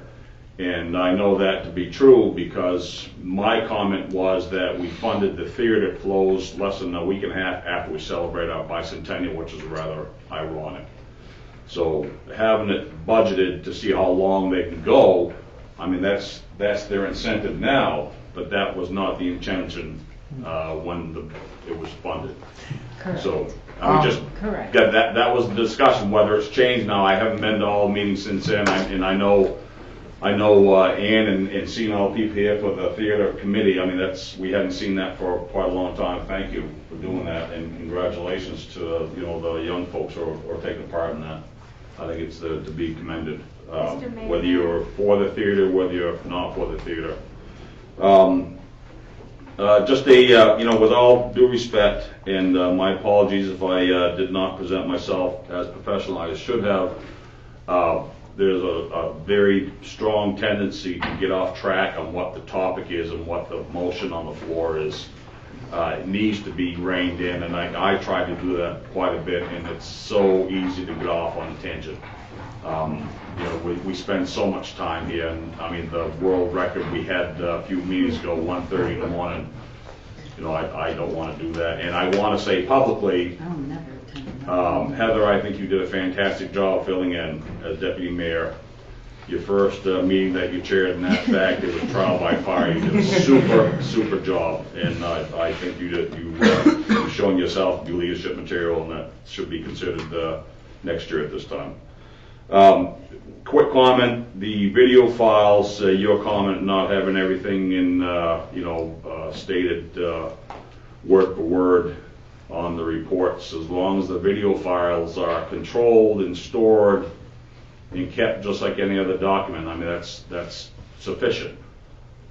Just like the police officers are compelled with their video that they have has to be stored and tracked properly, as long as that video can be done and held that way.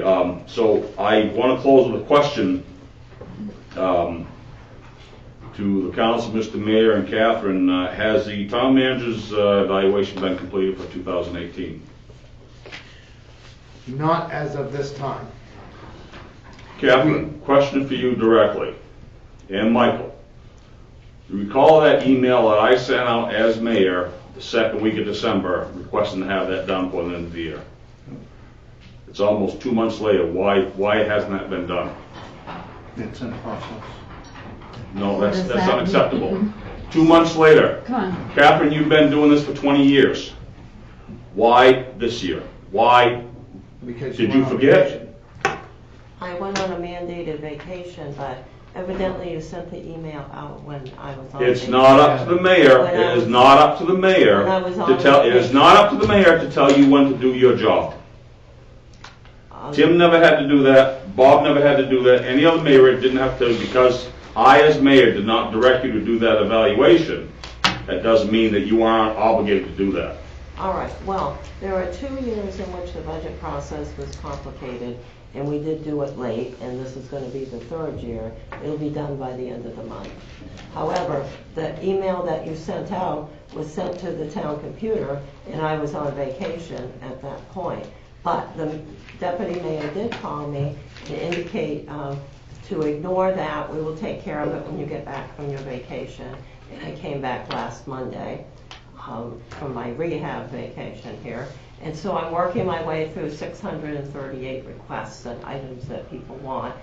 And I've talked to some of the counselors and said that we'll have it done by the end of February. Michael, did that email say to ignore it until she came back? No. Is it your choice and your right to ignore what the mayor directs you to do? No. I'm not happy with this disconnect. I'm not happy at how it ended. And I will challenge the council again, every one of you, and if Bob were here, and you too, Tim. This town does not have focus. This town does not have leadership. This town does not have direction, and you're not getting it. You need to make a change. You need to make a hard decision. We've had this discussion for over a year. This needs to be addressed. This needs to be addressed. We're going to have this again and again and again and again. And everyone here knows what I'm talking about. So I came back from vacation last Thank you, Monday, Mr. Mayor. And I'm working through all of the items that have been Including accumulated. the budget. And we can't do the evaluation while I'm on vacation, and the council requested that there be a vacation. And so I went on my first vacation in 6 years. And so now I'm back, working my way through all of the important items, and then we'll take care of that Monday. Okay, any other questions or comments from the audience? Yes, sir. Ron Watson, 175 Main Street. So I've got another list. Hope you're all seated. First, question regarding Resolution 19-12, which was appointing Holly to the head librarian. Who made the motion and the second on that? I didn't catch it in my notes. I made a second. 19-12, the motion was made by Matt and seconded by Caleb. Okay, thank you. You're welcome. Next, I'd like to thank Donnie for the incredibly comprehensive report that you gave. It was understandably long, but that's good sometimes, and being long-winded is important in certain situations, so thank you very much. And so one of the things that came up this evening was sometimes we have exceedingly long or very long council meetings, and it can be very challenging for town staff to convert that information to text form. Mr. Chinquette brought up that the video can serve as sufficient record, and I tend to agree with him in that regard. However, I also would submit to you that having a written record is important because it's easily accessible in another format. there are programs that you can purchase that will convert audio to text. And it's not perfect. You have to go through and edit it. But if we've spent a week and a half of time for 2 people, so 120 hours, is that a fair estimation of how long it took to convert that? Yeah, probably. Okay. So if we spent 120 hours of worker time, we had to pay people for 120 hours. If that program costs less than that, we've just saved ourselves the budget on 1 council meeting. So I'm not saying that that's the case, but I do know that those programs exist, and I'd be interested to see what the cost comparison is for how much time over a year is spent converting audio to text manually versus how much could be saved doing it through a computer. I don't know that that would be cheaper, but it might be. So Michael, if you have something on that. Yeah, I did discuss this with the video streaming provider, and he said that it's been tried and it just comes out with garbage. There's too much crosstalk in the audience of people talking together. And typically when you get one of those voice recognition programs, they have like a number of words. You have to train it to recognize your speech. So unless we had everybody sit down with the 200 words and train it to recognize their speech, it's not going to recognize it. Okay. So some of us have a pretty thick Maine accent too. I don't.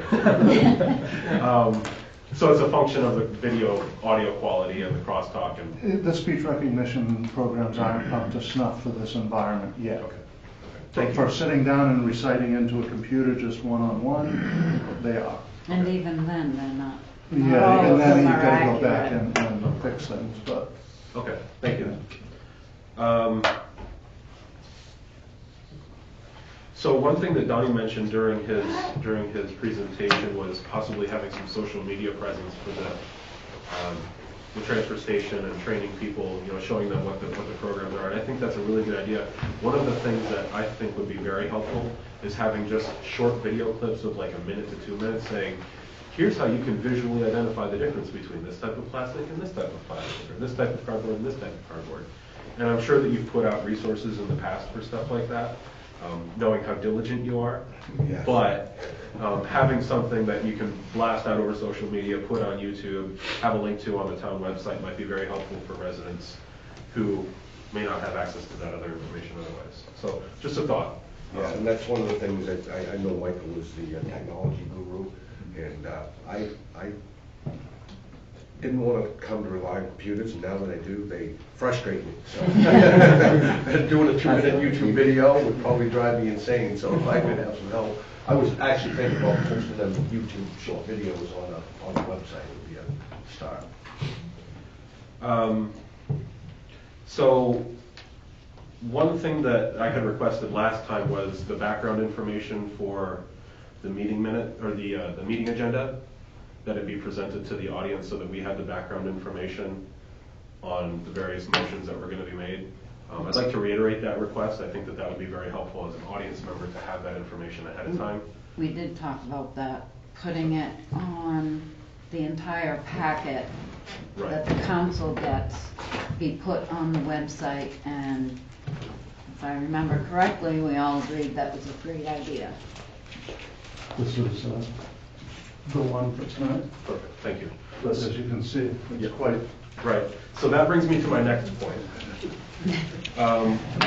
We go through, and this is not just Pittsfield, it's not just the business of Pittsfield or various businesses in Pittsfield, we go through a significant amount of paper and ink and time printing and time collating and so on and so forth.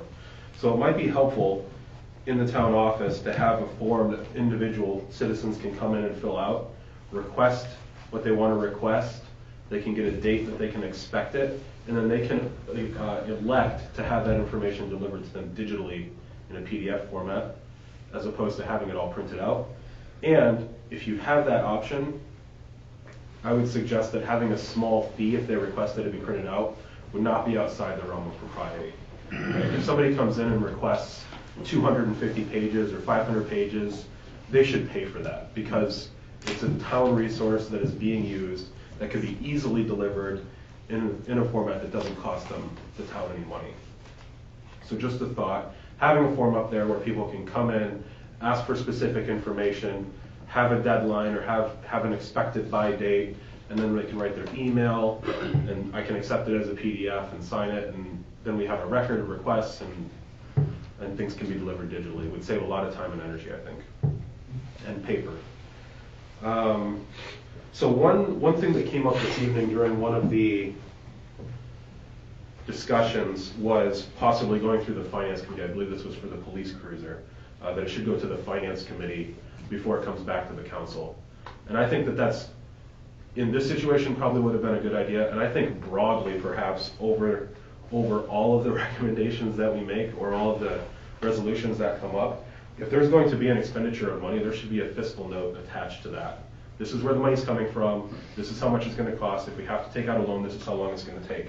That information could be presented in the background information that the council gets, and hopefully the audience will be getting in the future. And that should come from the finance committee. All things that require an expenditure of money outside the pre-planned budget should go through the finance committee, because you are, the finance committee, the arbiters of the financial health of the town. You're our representatives, and you should have a say in how we're spending our money for each individual item. And it's a process, and I recognize that the finance committee might need to meet more frequently, but there are ways that that can be cut down. So I think that that would be something that we should consider. Next, the Economic Development Committee team. I think it's great that we have a committee like that. Catherine, did I hear you correctly that they help to apply for grants and write grants? Did I hear that correctly? Once we get the grants, this committee has in the past served as the Community Development Advisory Committee that's required under the state law on the CDBG grants, of which we've had a number. And so they'll come together and organize and get involved with the project. And so we do have an upcoming project. We're just waiting for the state of Maine to do their part first so we can proceed forward, and then we'll get the committee going. Okay. So recognizing that you spend a lot of your time and you have a lot of expertise in writing and applying for grants, would it be helpful to have the EDCT meet more frequently and assist you with writing grants, or give you, supporting resources or something along those lines, so that some of the burden for writing the massive amount of grants that you write for on a yearly basis can be taken off of your plate? Or even finance. Or, yeah. I do appreciate the thought. All the grants are different. There may be somebody on the committee that would be interested in working on the grant. In the past, off and on during the years, there was somebody on one of the community development groups at one time that was interested. So we wrote a grant together. Recycling committee, we've written grants together. So we look around for committees and individuals in the community that would be interested, and we've got 4 or 5 grant opportunities that we're looking at now. Okay, thank you. Yeah, I think that would be, you. absolutely. I think that having individuals, so like myself, I have no idea how to write for a grant. I've never done it before. I'm interested in learning how to do it, but I've never had the opportunity. And so finding somebody in the community who would be interested in learning that skill, that they can then take from their volunteerism and translate over into the workplace, that they can help themselves further develop as a professional or community. That's an excellent idea. We've had a few people over the years that have been interested and have worked on the grants. Okay, thank you. Thank you. So last thing I wanted to talk about was the comprehensive plan. I've just finished another read-through of that, and I'd like to reiterate a couple of things. One, it's a really useful document to have read through. If you haven't read through it, I find it very valuable to kind of get a picture of where the town's going or where we're hopefully going. One of the things that I see in the community, and sometimes even within these chambers, is a slight disconnect between what community members understand the direction of the town to be, and what the council understands the direction of the town to be, and what the comprehensive plan understands the direction of the town to be. And I think if we can put a little bit of work into aligning those visions and getting some synergistic effort going on, we might be able to push ourselves to accomplish some really big things in a very short amount of time. So I would request that perhaps the town council organize an opportunity for the community to come in, have a community forum so that they can learn what the comprehensive plan says and understand its current state. And then when it's time to write another comprehensive plan or update the current one that we have, you'll have informed community members who want to come forward and assist with that effort, who can give you good information, and who hopefully are invested in the vision of this town enough to volunteer for the various boards, the various community organizations, and so on. So a review of the comprehensive plan and an effort to bring the townspeople on board might be helpful to spurring the spirit of volunteerism. Thank you for your time. Thank you. Hey, yes, sir. Most of you know who I am. I'm Mr. Bicentennial, 200 years old. I want to jump on the last point that Ron mentioned. Because of the planning board, we have talked on several occasions about the comprehensive plan also. And at some point in time, I will be approaching the council to maybe sit down with the planning board and having our own little workshop on the comprehensive plan before we actually take it to the community. So we, as people who have some responsibility in the town, are coming from the same page also in terms of understanding it. And I know that the comprehensive plan was not done that long ago, but the world is changing pretty quickly, and there are some things in there that I think probably deserve a second look at. And I know, again, you've heard me say this before, the theme this year is Pittsfield yesterday and today. I'm coming from a much different place. Where I'm coming from is Pittsfield for tomorrow. And what do we need to do to attract people to come to town? And I think, the idea of taking a look at some of those ordinances, especially the ones for smaller structures. Was doing some reading the other day on some of the changes that some of the communities are making. I think it was called an in-law ordinance that allows somebody to put an extra room on your house so that you can have your parents move in, or something along those lines, because we don't have those kinds of services here. And I think that's where the comprehensive plan really needs to take a hard look at what don't we have, and then what do we need. And then, of course, the challenge becomes how do we get it here. But so you will be hearing back from maybe the planning board in the not too distant future about doing something. But I am 100% behind Ron's suggestion about having a community discussion on the comprehensive plan. I'm sorry, I do have one thing that I forgot to say that my board would kill me if I didn't. The Historical Society, I'm sorry, may I ask you? No, go ahead. The Historical Society met last week. We started the review of our bylaws to update them because they haven't been reviewed in about 17 years. So we're working through our bylaws currently. And one of the big things that we're working on now is updating and digitizing our database.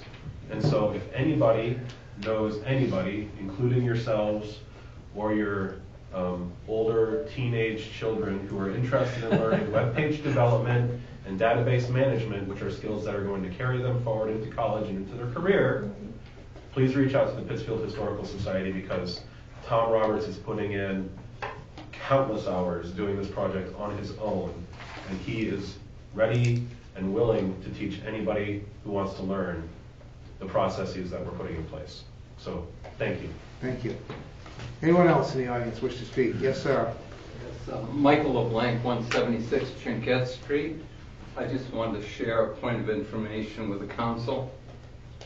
My domestic partner is Rosalie Williams. She currently serves on the parent board at Kennebec Behavioral Health, and she has nominated a number of people from the community for those boards. She's on the nominating committee for the boards, and they are currently instituting a new group called the Citizen Advisory Committee, and she has nominated Police Chief Vic Moore, who has accepted the position on the Community Advisory Committee. Thank you. Thank you. Anybody else? Would you let Heather go first so that I can leave? Because she has an announcement that she wants to make. Okay. Anybody else in the audience wish to speak this evening before the heck? I say not. Go on. Okay, so that brings it down to reports, councilors. Go ahead. All yours. I'm gonna make you wait until the very end. I have a whole list of stuff. No, start with the biggie. Okay, I'll start with the big one. So, I want to announce that, was it last 2 Fridays ago, I met with the other members of the site selection committee for the Maine Cheese Festival, and I'm proud to say that we are coming to Pittsfield on September 8th. They actually, they loved the park, they loved the town. We met at Dunkin' Donuts, and I drove them through town, and I said, this is our first little park, this is our second little park, and then we go around the corner, and then there's a big park, and they were just like floored. They actually liked it? They loved it, absolutely loved it, you know, and being able to use the abandoned airstrip at the airport is what cinched it, as far as having enough parking for everyone. So we'll be coordinating with the town departments, with the airport, hopefully with the fire department. You're in my list of people to call if you wanted to coordinate parking for us and either do a boot drive or we can do a donation to the fire department. We'll need to coordinate with the police department about having buses coming and going. It's not very far, but we don't want people walking on the side of the road. So, so we're looking at about 2,000, maybe 2,200 people. We have a little more space that we might be able to grow that. It's a matter of can we get enough cheesemakers to attend this year to have enough cheese to sell and feed to people. So we're working on all of that. I met with Catherine and we went through some of the nitty-gritty details like waivers from the FAA, and minor things like that. So, but yeah, so that's very exciting. And Jan and Barbara De Niro had been in touch with me about sponsoring a concert and different things like that. So if anybody is interested in sponsoring or doing something to help with promotions or anything like that, certainly get in touch with me and I'll pass your information on to Arlene Brokaw. She is our events coordinator and she'll be handling all the detail type things. I'm the big picture person. So what's the date for that again? September 8th. It's a Sunday. Aren't you going to ask them if anybody wants to be a cheese fairy? Oh, yes. So one thing that we have is cheese fairies. And so the cheese fairies, you don't have to wear wings, but it's really fun if you wear the little wings and little things. Anyway, so we have cheese fairies, and cheese fairies take plates of cheese and they wander amongst the crowds feeding people cheese. So that's what the cheese fairies do. For some reason, Mike just... Cheese fairy close by. Oh, this time I gotta go. Wings. Yeah, you want to see me wings? Some of our volunteers, it was kind of a little thing that happened. Somebody just happened to have a pair of wings the first year, and so it's become a thing. And it's grown, and that's what a lot of people like to sign up to do for volunteering and stuff. And if you volunteer at the festival, you get a voucher for a meal. We have, there's probably going to be 7 to 9 food trucks from the area there providing meals. We'll have a beer and wine garden, separate ticketing for that.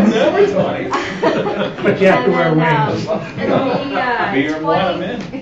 It'll be 20 to 30 cheese vendors and then about 20 other food vendors. So charcuterie, jams, jellies, sauerkraut, pickles, anything you can think of, bread, anything you can think of that goes along with cheese to make a nice cheese board.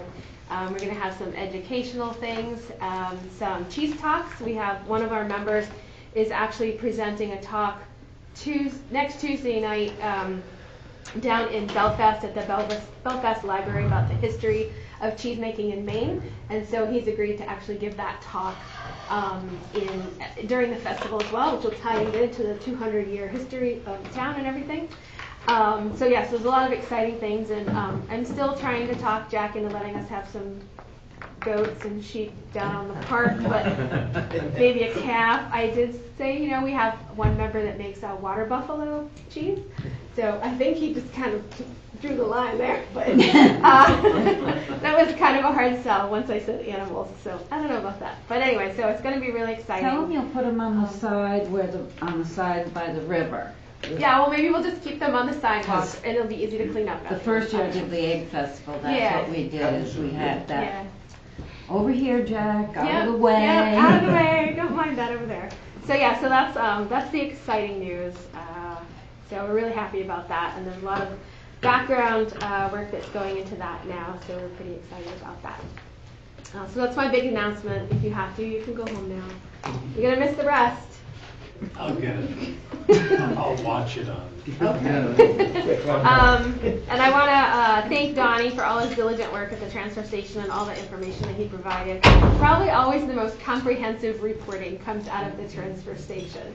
It's really nice that you can quantify all the work that you guys do and how it impacts different aspects of that. And also your willingness to find new programs and to try new things in order to do that. I think Ron's idea of short video clips is a great idea, and I think it would be a really great project for the recycling Make a movie community star out of you yet.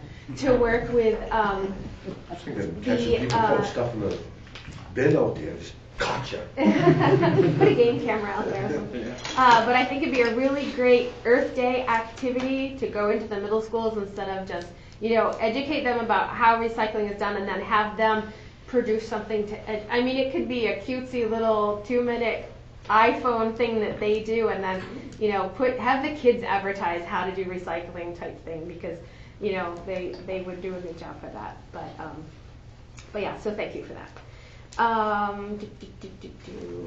Background information in the counselor packets to go online, I think is a great idea. We talked about that before. I also think that we could save some paper if we had a screen set up and had a projector. They're pretty inexpensive. Have a projector either up in that far corner or maybe up there or something, so that people could follow along. If somebody would have to like move it along through the program, but you know, that we were not printing out reams and reams. I mean, this week's packet was pretty incredible. And honestly, I don't understand half the stuff in the and I will freely admit it, all of the stuff for the airport girls. Yeah. I mean, I don't really need to see all that, just because I really don't understand a lot of it, because it's in legalese and is really, I mean, at some point we need to be able to say, okay, it's the airport grant. And you know, most lay people are not going to understand that. I did want to respond to volunteerism for town events. I had a citizen contact me about the burdensome procedure of volunteering to help with moving the historical society materials and stuff, and we actually, my husband and I, went through that process of applying to be a volunteer to help do that. And by the time the background checks and everything were done and we were cleared, the project was done and over with. So I think that we need to look at the process of volunteering for different projects in town and whether it's limitations on our insurance policy is placing on things. I think that, you know, if people want to be able to volunteer, they should be able to volunteer. There's usually some supervision provided, so I mean, we're not just sending people out blind to do things. Yeah, that was only on the Historical Society because of the archives and everything. They're setting up a new process. Yeah. So we don't do that. We don't do that for everyone. Not for anything. Yeah, no, that was just a concern that, you know, it really turns people off. It's like, oh, you want to help move boxes of stuff? Fill out this application with Yes, and then a background check, you know, type thing. And, you know, honestly, most people probably wouldn't even know what was in the boxes. So it's, yeah. I'm going out of order, sorry. I want to thank Mike for his kind words. And also respond to his comments about the funding for the theater. Originally, the motion was to just flat out close the theater, and then we came up with a half-year funding as a midway to closing it or not. And I think the assumption was, well, we're giving you a half-year funding, so you're only going to be open for half a year. But obviously, if they can change their operations in a way to make it last longer, that would obviously be preferable than just saying, June 30th, the end is the end. So, so that was kind of what we clarified, I think, the meeting after, because Deb had made a comment about that, and kind of we thought about it a little bit. Do we have an idea, will we receive our counselor packet for town manager's review by the end of the week, do you think? No, as I indicated, I'm going to need a couple of weekends to work on It's that. unacceptable. But I will get it done as soon as possible. And we talked about having this done by the end of February. You have to remember, I've come back from my rehab vacation to mounds of issues and things and concerns of not only citizens but staff that I needed to address. And so I'm on a limited work schedule now. I can't work at night or the weekends right now unless I get a ride up here. And I think that I'll get this done as soon as possible. But there's grant applications, filings that needed to be done, and a whole variety of items that needed to be done for financial that had deadlines. Okay, so in my conversations with Tim said you wanted 2 weeks to be able to fill out the put all forms the and information collate together. everything. Yeah, so, finish everything. There's a new chart that I've done for you too. Okay, so I'm thinking, do we need to schedule another meeting at the end of the month in order to finish by the end of the month? I think that would be a good idea. So let Tim and I talk about that. We'll get the schedule together and then I'll send it out. Okay. Yeah, but we'll finish it by the end of February, as we discussed in our 2-hour meeting on Friday. Yep. Okay. And the other item is we received, what did I do with it? We received a letter from the town attorney regarding the police grievance that was mentioned at a previous town council meeting. And I would like to have an executive session in order to discuss this as a council. Can we put that forward? I think this is a timely thing that's been kind of hanging out there since the beginning of December. It's really, it's affecting an employee, and I don't think it's something that we should have waiting until our next meeting on February. When is our next meeting? February 19th. I don't think we should wait until then to address it. So whether that means we have another meeting in between,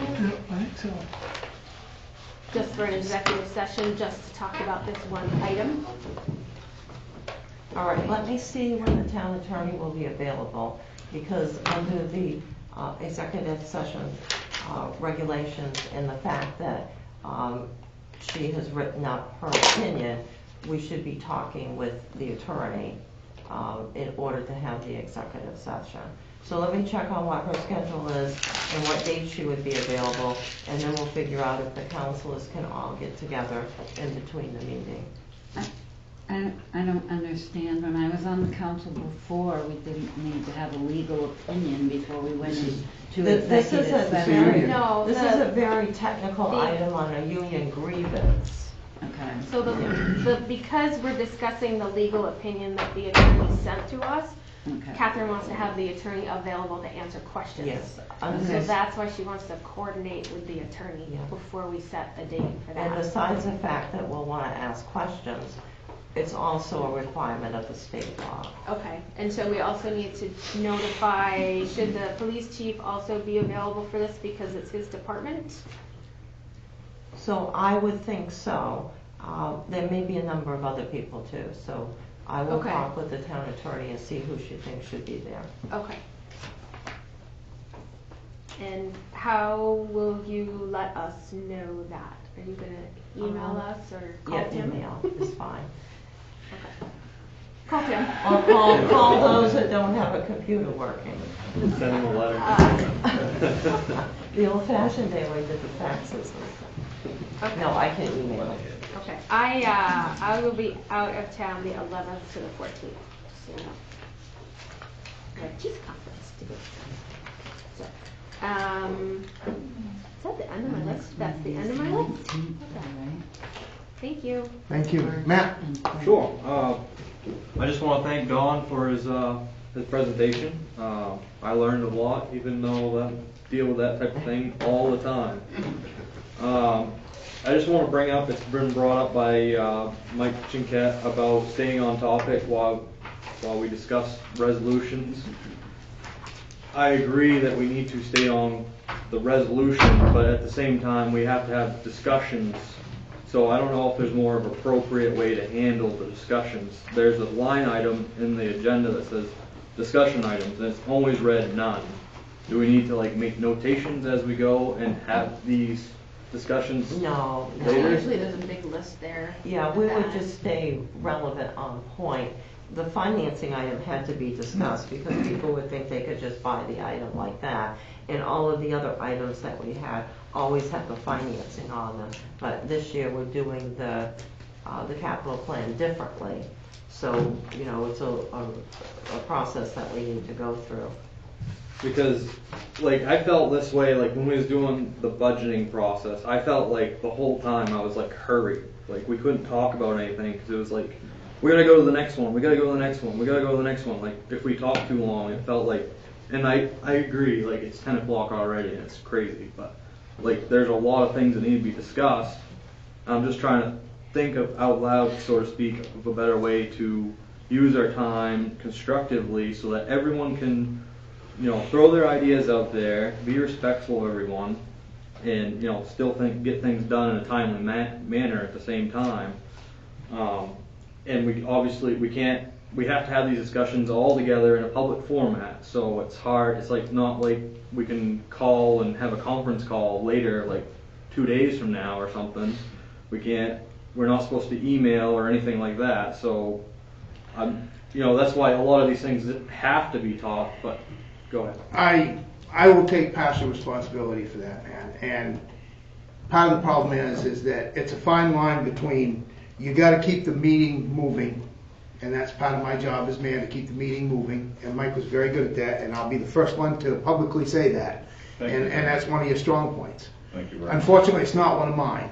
The other thing is, in the past, before Mr. Chinquette and before everybody that was sitting here, there was grumblings and, not accusations, but grumblings that people weren't allowed to voice their ideas and voice what, they're not being heard because they were being shut down. Now, whether I saw that or not is irrelevant. I think that's in the eyes of the beholder.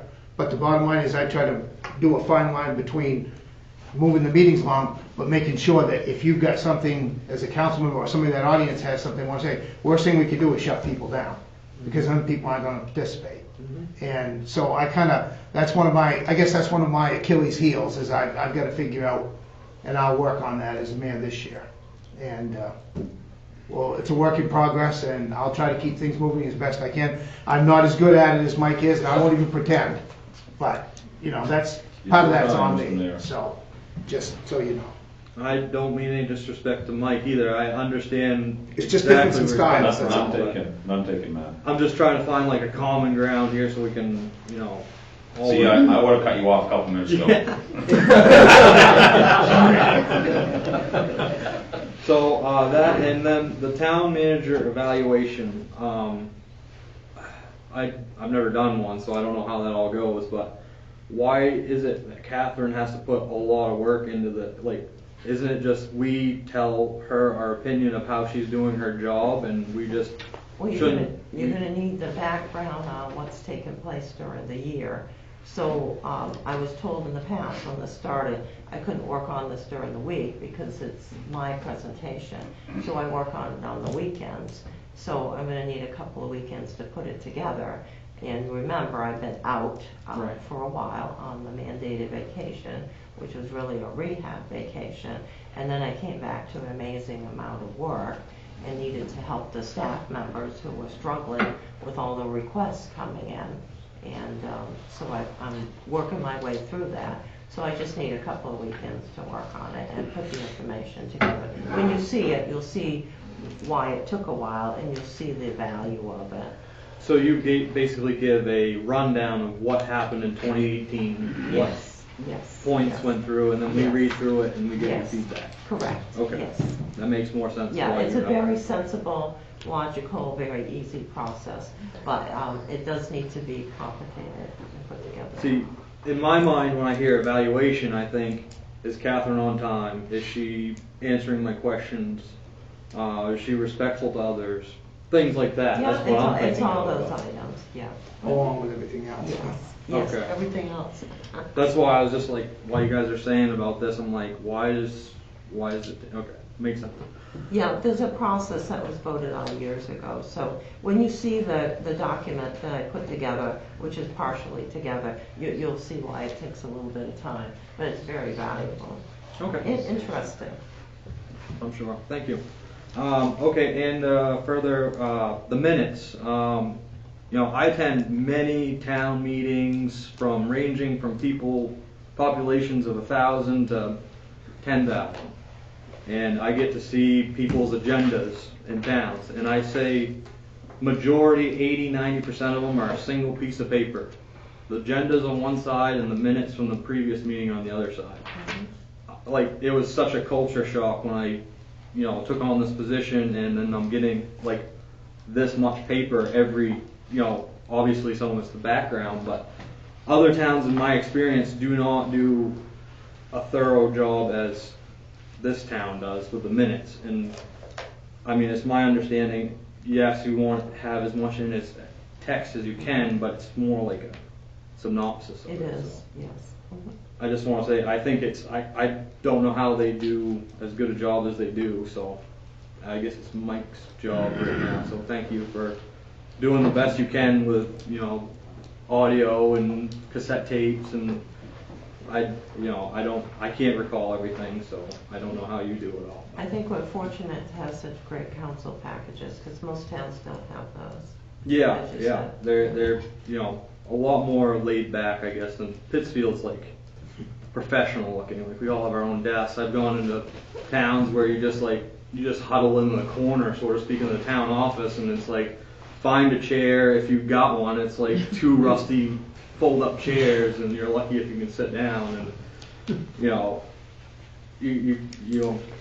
when we come in and have a meeting here, it's like it's totally different, in a good way, I think, for the most part. Last thing I want to bring up is the Freedom of Information Act. Recently, the councilors were asked to give their December emails and copies. I assume we have some sort of a policy already for that, some kind of like proceeding of how that's handled when we get requests like that.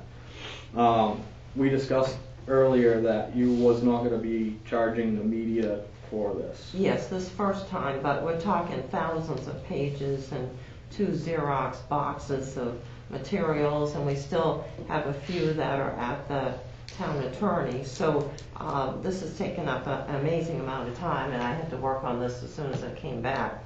And I had staff working on it before, taking all the emails out of the computer. And so in the future, we're going to have to handle this differently, because we're talking about an extensive amount of time, which I will calculate the cost of, and then just the amount of paper that we had to run off in order to make the PDFs. So we'll see when we get requests in the future, but I will say over the last 38 years, I've only had one of these, and it actually wasn't even, they called it a freedom of access, but they just wanted something. I said, just tell me what you want. So this did take considerable time and energies. It was the press, so we did not charge, but we'll have to look at that in the future if this continues. I just had a question about the volume of email, because I got a copy of the request from Rachel Ohm, the reporter. I asked Michael to forward me a copy of the actual letter and stuff. And it said emails to and from other counselors, to and from the town manager. So I'm wondering why you're giving them It said all of the town managers. all of your all emails of the and just our emails. emails to Yeah, and and from. just think of all the organizations, Yeah. you can just imagine. I am imagining now. Morning Sentinel. The Morning Sentinel reporter. She was here at the meeting. But Yeah, Sorry. when did she make that request? You weren't on the council, Deb. for December. It was for December. She made it in Well, still, I need the January. background Yeah. information. I'm sitting here not knowing what you're Oh, talking. I'm sorry, I didn't know. So that's why I'm asking the question. So anyways, I just like to see, I don't know if it's responsibility of the council or if it's just like town manager policy, but I think we should like have a policy that says, okay, you know, either we give everybody the first one free or we had some kind of like, so a guide, a flow chart, so to speak, to go by so that, you know, everyone's treated fairly for one, and, you know, B, we can't be spending our time, you know, just doing all this for free. I don't think, because I mean, just personally, I went to the to Steve Seacon's office and I asked for copies of my septic design once, and it was 3 pages, and they charged me 25 cents a page to photocopy it at the town office. But the media can come in here and request 1,000 pages, and we don't charge them anything. I think is ridiculous. That's my take, and I understand why you did what you did, but. And that's what was recommended by other individuals. We get requests for information every day, and so we give out that information every day. This was just a very cumbersome one. I don't think the Freedom of Information Act says anything about you can't charge the person You can. asking for that information. You can charge a reasonable fee. Yeah. You can once you're above a certain amount, but it was Well, the press. 1,000 pages, I would say, is probably above the amount. And It's definitely- just because it's the newspaper doesn't mean we shouldn't charge them. This is the first time I can recall this happening since I've been here. Yeah. It's the first time I've seen it in 38, 39 years, so, it's over with. Yeah. Okay, thank you. That's it. Thank you, Matt. Howard? Yeah, just a couple of things. First thing is that I want to thank the folks that came tonight. Donnie, I think you did a great job. You're doing a great job, and your information is always on point, and the volume of materials that you deal with is absolutely amazing. So thank you for doing your job so thoroughly. And even though she's left and gone home, I want to congratulate Holly on her appointment, a well-deserved appointment. The other thing I want to talk about a little bit is that I remember speaking to Mayor Chinquette while he was mayor at the beginning of December, and asked him about the town manager evaluation. And he said that he had sent an email requesting the paperwork the second week in December. And I do recall that. And Catherine, if I remember right, you weren't on vacation then, because you were at the meeting the third week in December. And to have waited this long during your rehab vacation, and I'd like to ask you a question. Were you working during your rehab vacation? I did have people at the end of it bring work to So me. then it wasn't a vacation. I did try to have the vacation. So, and to say it was a mandated vacation really overstates the issue from my perspective. It certainly was deserved. You deserve to have time off, and you should take time off. It's part of your job description. to take the time to make yourself relax and stay healthy, to do the job that you're required to do here. I find it appalling that we're now almost 2 months later and we got to take another 2 weeks to get the material, you know, for this evaluation. And quite frankly, every time you delay and have another tactic that you delay with, brings you lower in my esteem. And it will be reflected on your evaluation. So Tim, can So, you explain listen. what you explained to me? Listen, first of all. No, I'm not done. No, I'm not done either. And I think that's kind of rude if you ask me, to be Well, quite honest with you. You can say that to me if you want to, but let me finish. Okay. Okay? Yep. The way we treat people here in this council chamber, okay, is with respect because we're supposed to get respect back. Okay? And I think it's a two-way street. And I don't know that we've all done that. I've been, quite frankly, outraged at certain times, and I've spoken out of turn. I admit it. However, on this issue, I feel that the time is long overdue, you know, for this to be resolved. This was a function that's usually done in December, has traditionally been done in December, and I just feel that it needs to be put to bed. Thank you, I'm done. Thank you. So it will be completed. I'm not doing tactics. I was told not to worry about it to go on my vacation. I learned about it because the email came in after I went on vacation.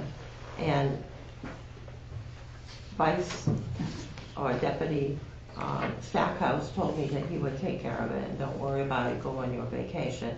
And yes, I did come back for a couple of days, but an intense day on 131 in which we tried to do everything that we normally do in many hours in a shorter period of time, and then dealt with the council meeting on January 2nd, and then went off on vacation again. I just simply can't do everything at once, and so I'm taking care of all the due dates so that everything is filed so that we don't have fines and penalties, and also taking care of the staff that needed to speak with me on different items and had various concerns. I thought that those were the most important things to take care of. And so I will get the project done on the evaluation. I'm probably a little bit over one half done because I had worked on it prior to when the budget sessions got so intense. Our budget process is usually about a quarter of what we went through, and all of our time was spent on the budget in December.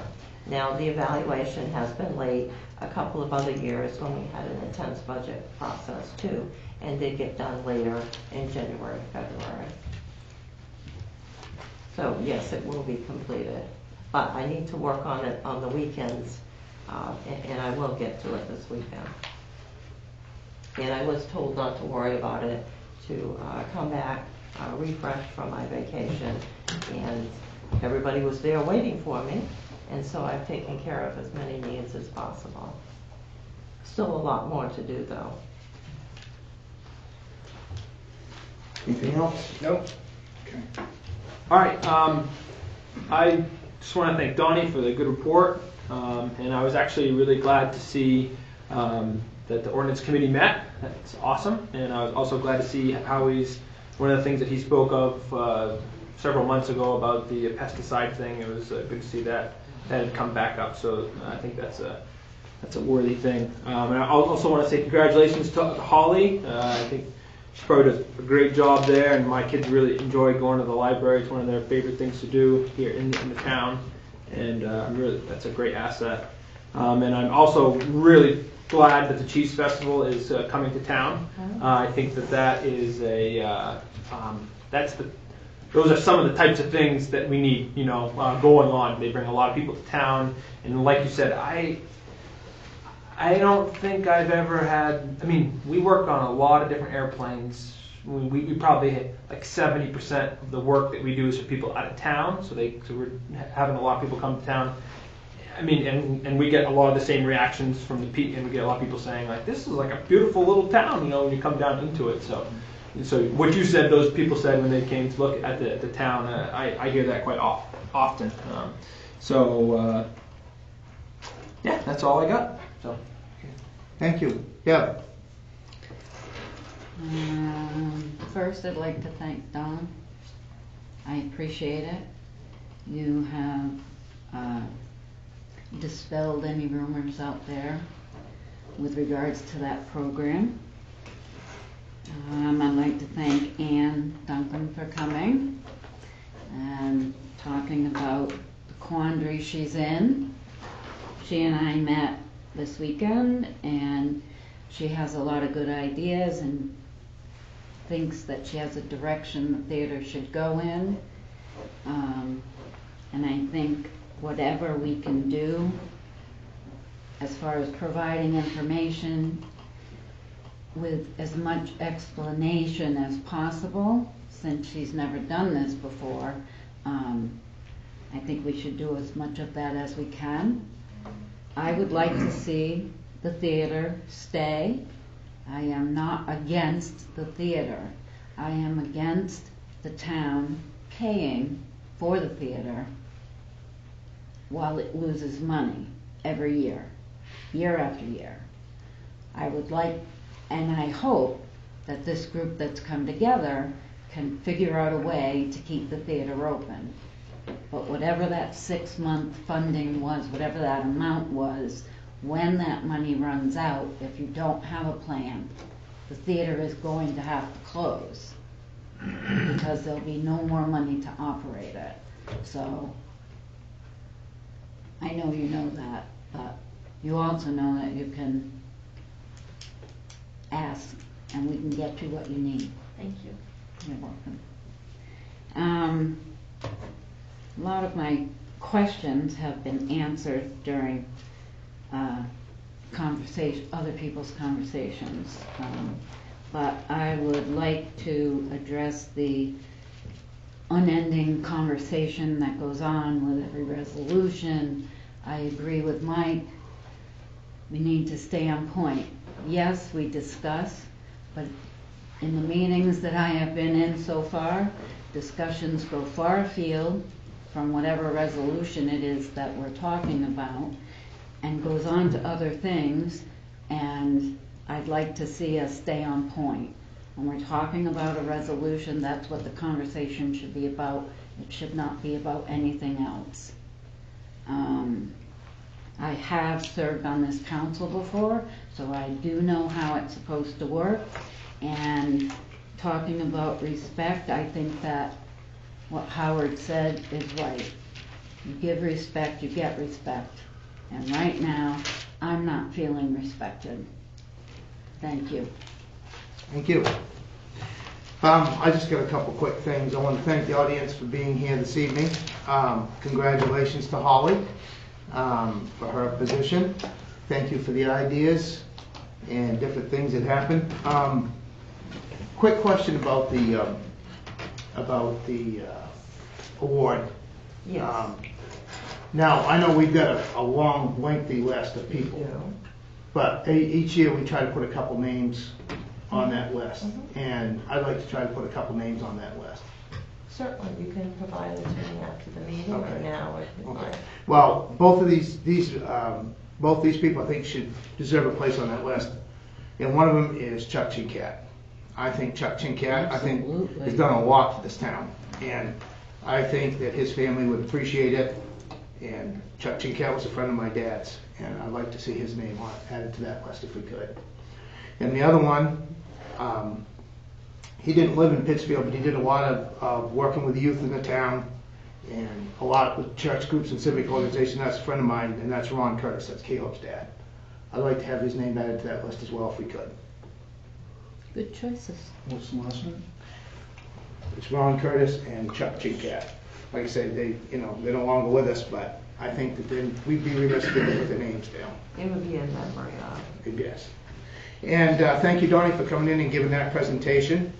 And guys, look, I haven't done this for a little while, and if I'm letting people get off point, it's probably my fault because I've been wanting people to be able to speak their mind and be able to be heard. And unfortunately, you know, it's a balancing act. I'll try to do a little bit better. I'll do the best I can, and we'll work it from there. And thank you, Heather, for all the work you did for getting that. I'm trying to figure out if they got costumes big enough for me to get one of those wings. It's just little wings. They just strap on and you can have a little halo thing. And other than that, that's all I got. So I'll look for a motion. Do I hear a second? Second. All those in favor of adjournment, please signify by saying aye. Aye. All opposed, nay. We're adjourned. What was that ordinance that we were talking about with the, good luck system?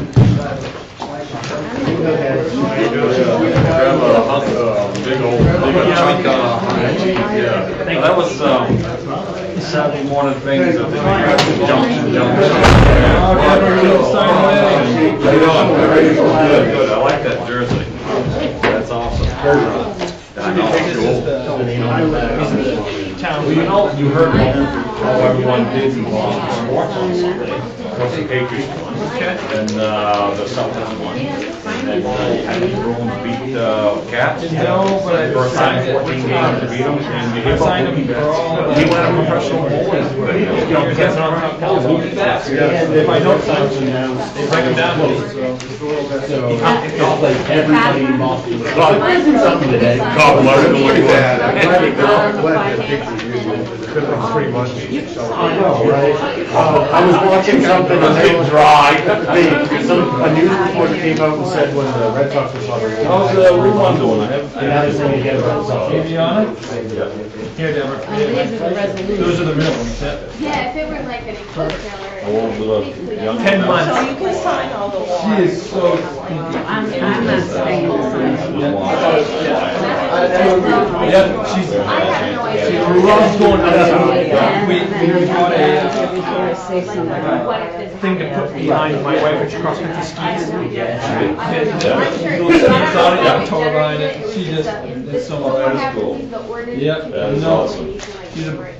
She doesn't miss a meal. She's in the 95th percentile of weight and height. She's a little chubster. Doesn't miss a meal.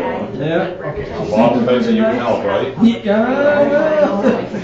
She's nursing right now. It seems like you can't get enough What's this we stuff? Yeah. Things have changed since you were raising kids. I know. Store all their stuff. Thanks, Deborah. Have a good week. You too. Hey, Heather, I'm gonna interrupt just 1 second. I'm not leaving without a hug. I was gonna have a hug. I guess I should wait. Do you want me to first? No, I'll take it. No, thank you. Well, I talked with Big Cat down in Portland last week. We're so busy calling me this morning. Well, we had a production meeting, and yeah, you were number one choice, but we're not gonna hire one now. Did all the sales drop through? I said, come on, you go this to this like that.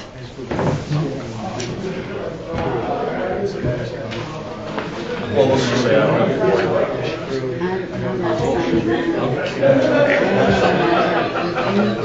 I know, there's a comfort zone, and then there's like.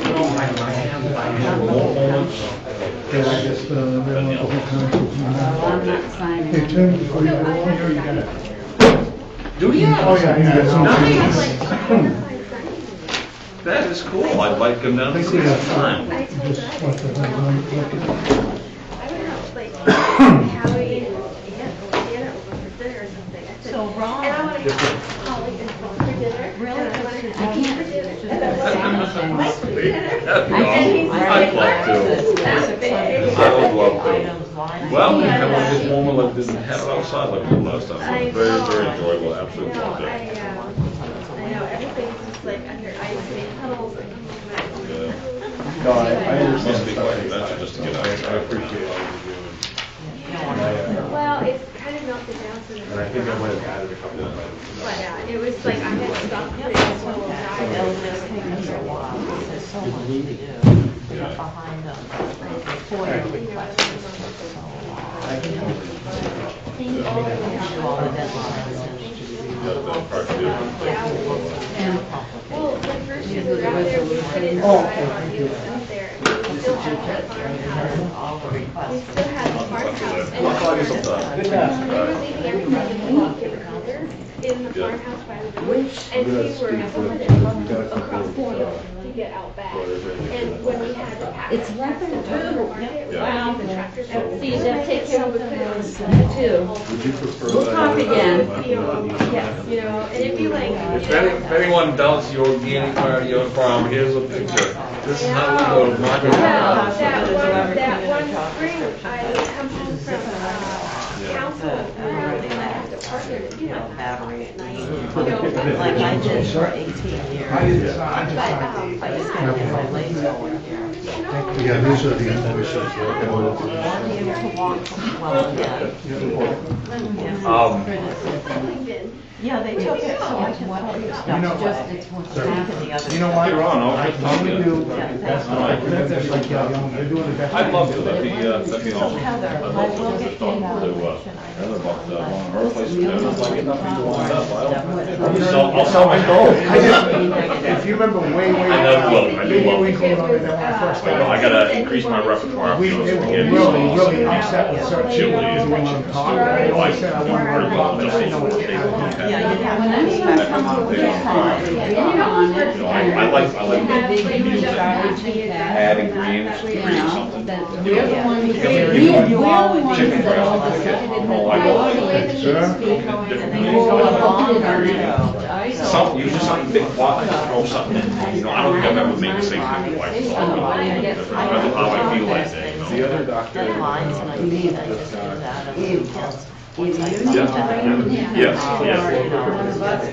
It's a balancing act, and I gotta work on it. I don't even have one. Use that, that's what it's there I don't have one. Any cook or chef who doesn't have a crock pot, they're missing out. Doesn't mean you can put an old shoe in a crock pot with some gravy and onions. I'm doing a big old shoe in a crock pot. I've got more to say, but I'm just tired. Yeah, go home and Are you having regular meetings? Yes. I don't think I can sit with Tom. Trying to make sure I save my stuff I want to save. Yeah. I don't think I can do that. What? You're like, I want your time. Shut your mouth. I don't know. Doug, when we first, Doug went over. I don't know why you brought the that up. maple syrup Yeah. for breakfast. Well, it's definitely on tape to show. He was gone for 2.5 hours. I had to go and find him. I'm not supposed to be up And this long. I'm at home like waiting for the items and I'm like, will he ever? Have a nice day. Catherine, I'll But get yeah, that. no, small doses. Thank you so much, and then I'll get ready. But yeah, if you have, I will. No problem. yeah, I I'm think gonna it's count you in. listed just when so you're- I can sign it in. Sure, why not? You're- Count up two, put two on there. Got it. I keep telling him, I was like, you need to start doing stuff in town. You could go to the historical society, I'll volunteer you. And he's just like, really? I'm like, yeah. You know, Pittsfield used to have the most active range society in the state. Oh, I believe it. Yeah. Where was the 200. building? Did they have a range hall? Right up there on the hill. Yeah, right behind the Lansing. The Lansing School, yeah. We have the old, have you been, were you in the depot at all when it was split up? Okay, so we have the sign, the range sign, yeah. And it took me forever to figure out because it said, what did it say, POH or P of H or something like that. And it was, something of husbandry. Practitioners of husbandry or something like that. Oh, And okay. it was the Grange Hall sign. Animal, yeah, animal husbandry. Huh, that's neat. So, maybe we can do a Grange display at the Cheese Guild thing. That would be cool. Yeah, we can pull out some of the artifacts and pictures. Because we have a picture of the building. Yeah. That'd be Really nice nice. building up there on the hill. Yeah. Yeah, I was excited that Eric said that he would do his historical cheese making talk Yeah. for the for the cheese festival again. I think they might video it, I'm not sure. Yeah, Eric is a very detail-oriented person. Yeah. And very detailed person. Have a good night. You too. Thank you. Hey, Ron. Hi. How do you like the package? That's Deb's package. She's like, I don't want this anymore, it's too much. Yeah. It's just gonna end up in my recycling, and I'll read it, but Yeah. it's gonna. So, thank you for your answers. I hope you didn't feel like I was attacking you, because you guys Oh, are no, doing great. no. And I have questions pop into my head, and I'm like, this would be a good idea, but I don't know, so. Yeah, that minutes from the second was brutal. Yeah. I came in Saturday and Sunday, went to 8 hours each day on it, just looking through the video. Mm-hmm. Just the public comments before we even got to when they motioned on the ordinance, 22 pages. And it took me both days to do those 22 pages. Yeah. And then last week I was doing it again. I worked all Thursday on it. And I just wanted to get to the point where they voted on it, and then I was gonna just do my regular minutes after that, because I don't capture everything. Yeah. Now, you don't, I'm not asking you to tell me how much you make. Yeah. You're paid hourly, right? Yes. Is that something that could be farmed out to somebody else? Like, not on staff, but like an independent contractor over the. Like a translating service or have them pay something? it like, $5 to $10 an hour. Someone that could listen and type at the same time? Yeah. Without two fingers? With all their fingers? I mean, so it, just like, so because you have a lot of stuff to do, and if it saves us time, like I understand now with your explanation why we couldn't do an audio to text, but. I like it better the way they decided to do it, would just give everybody 3 bullets. Yeah. Try and narrow it down to what they're saying to those 3 bullets. Yeah.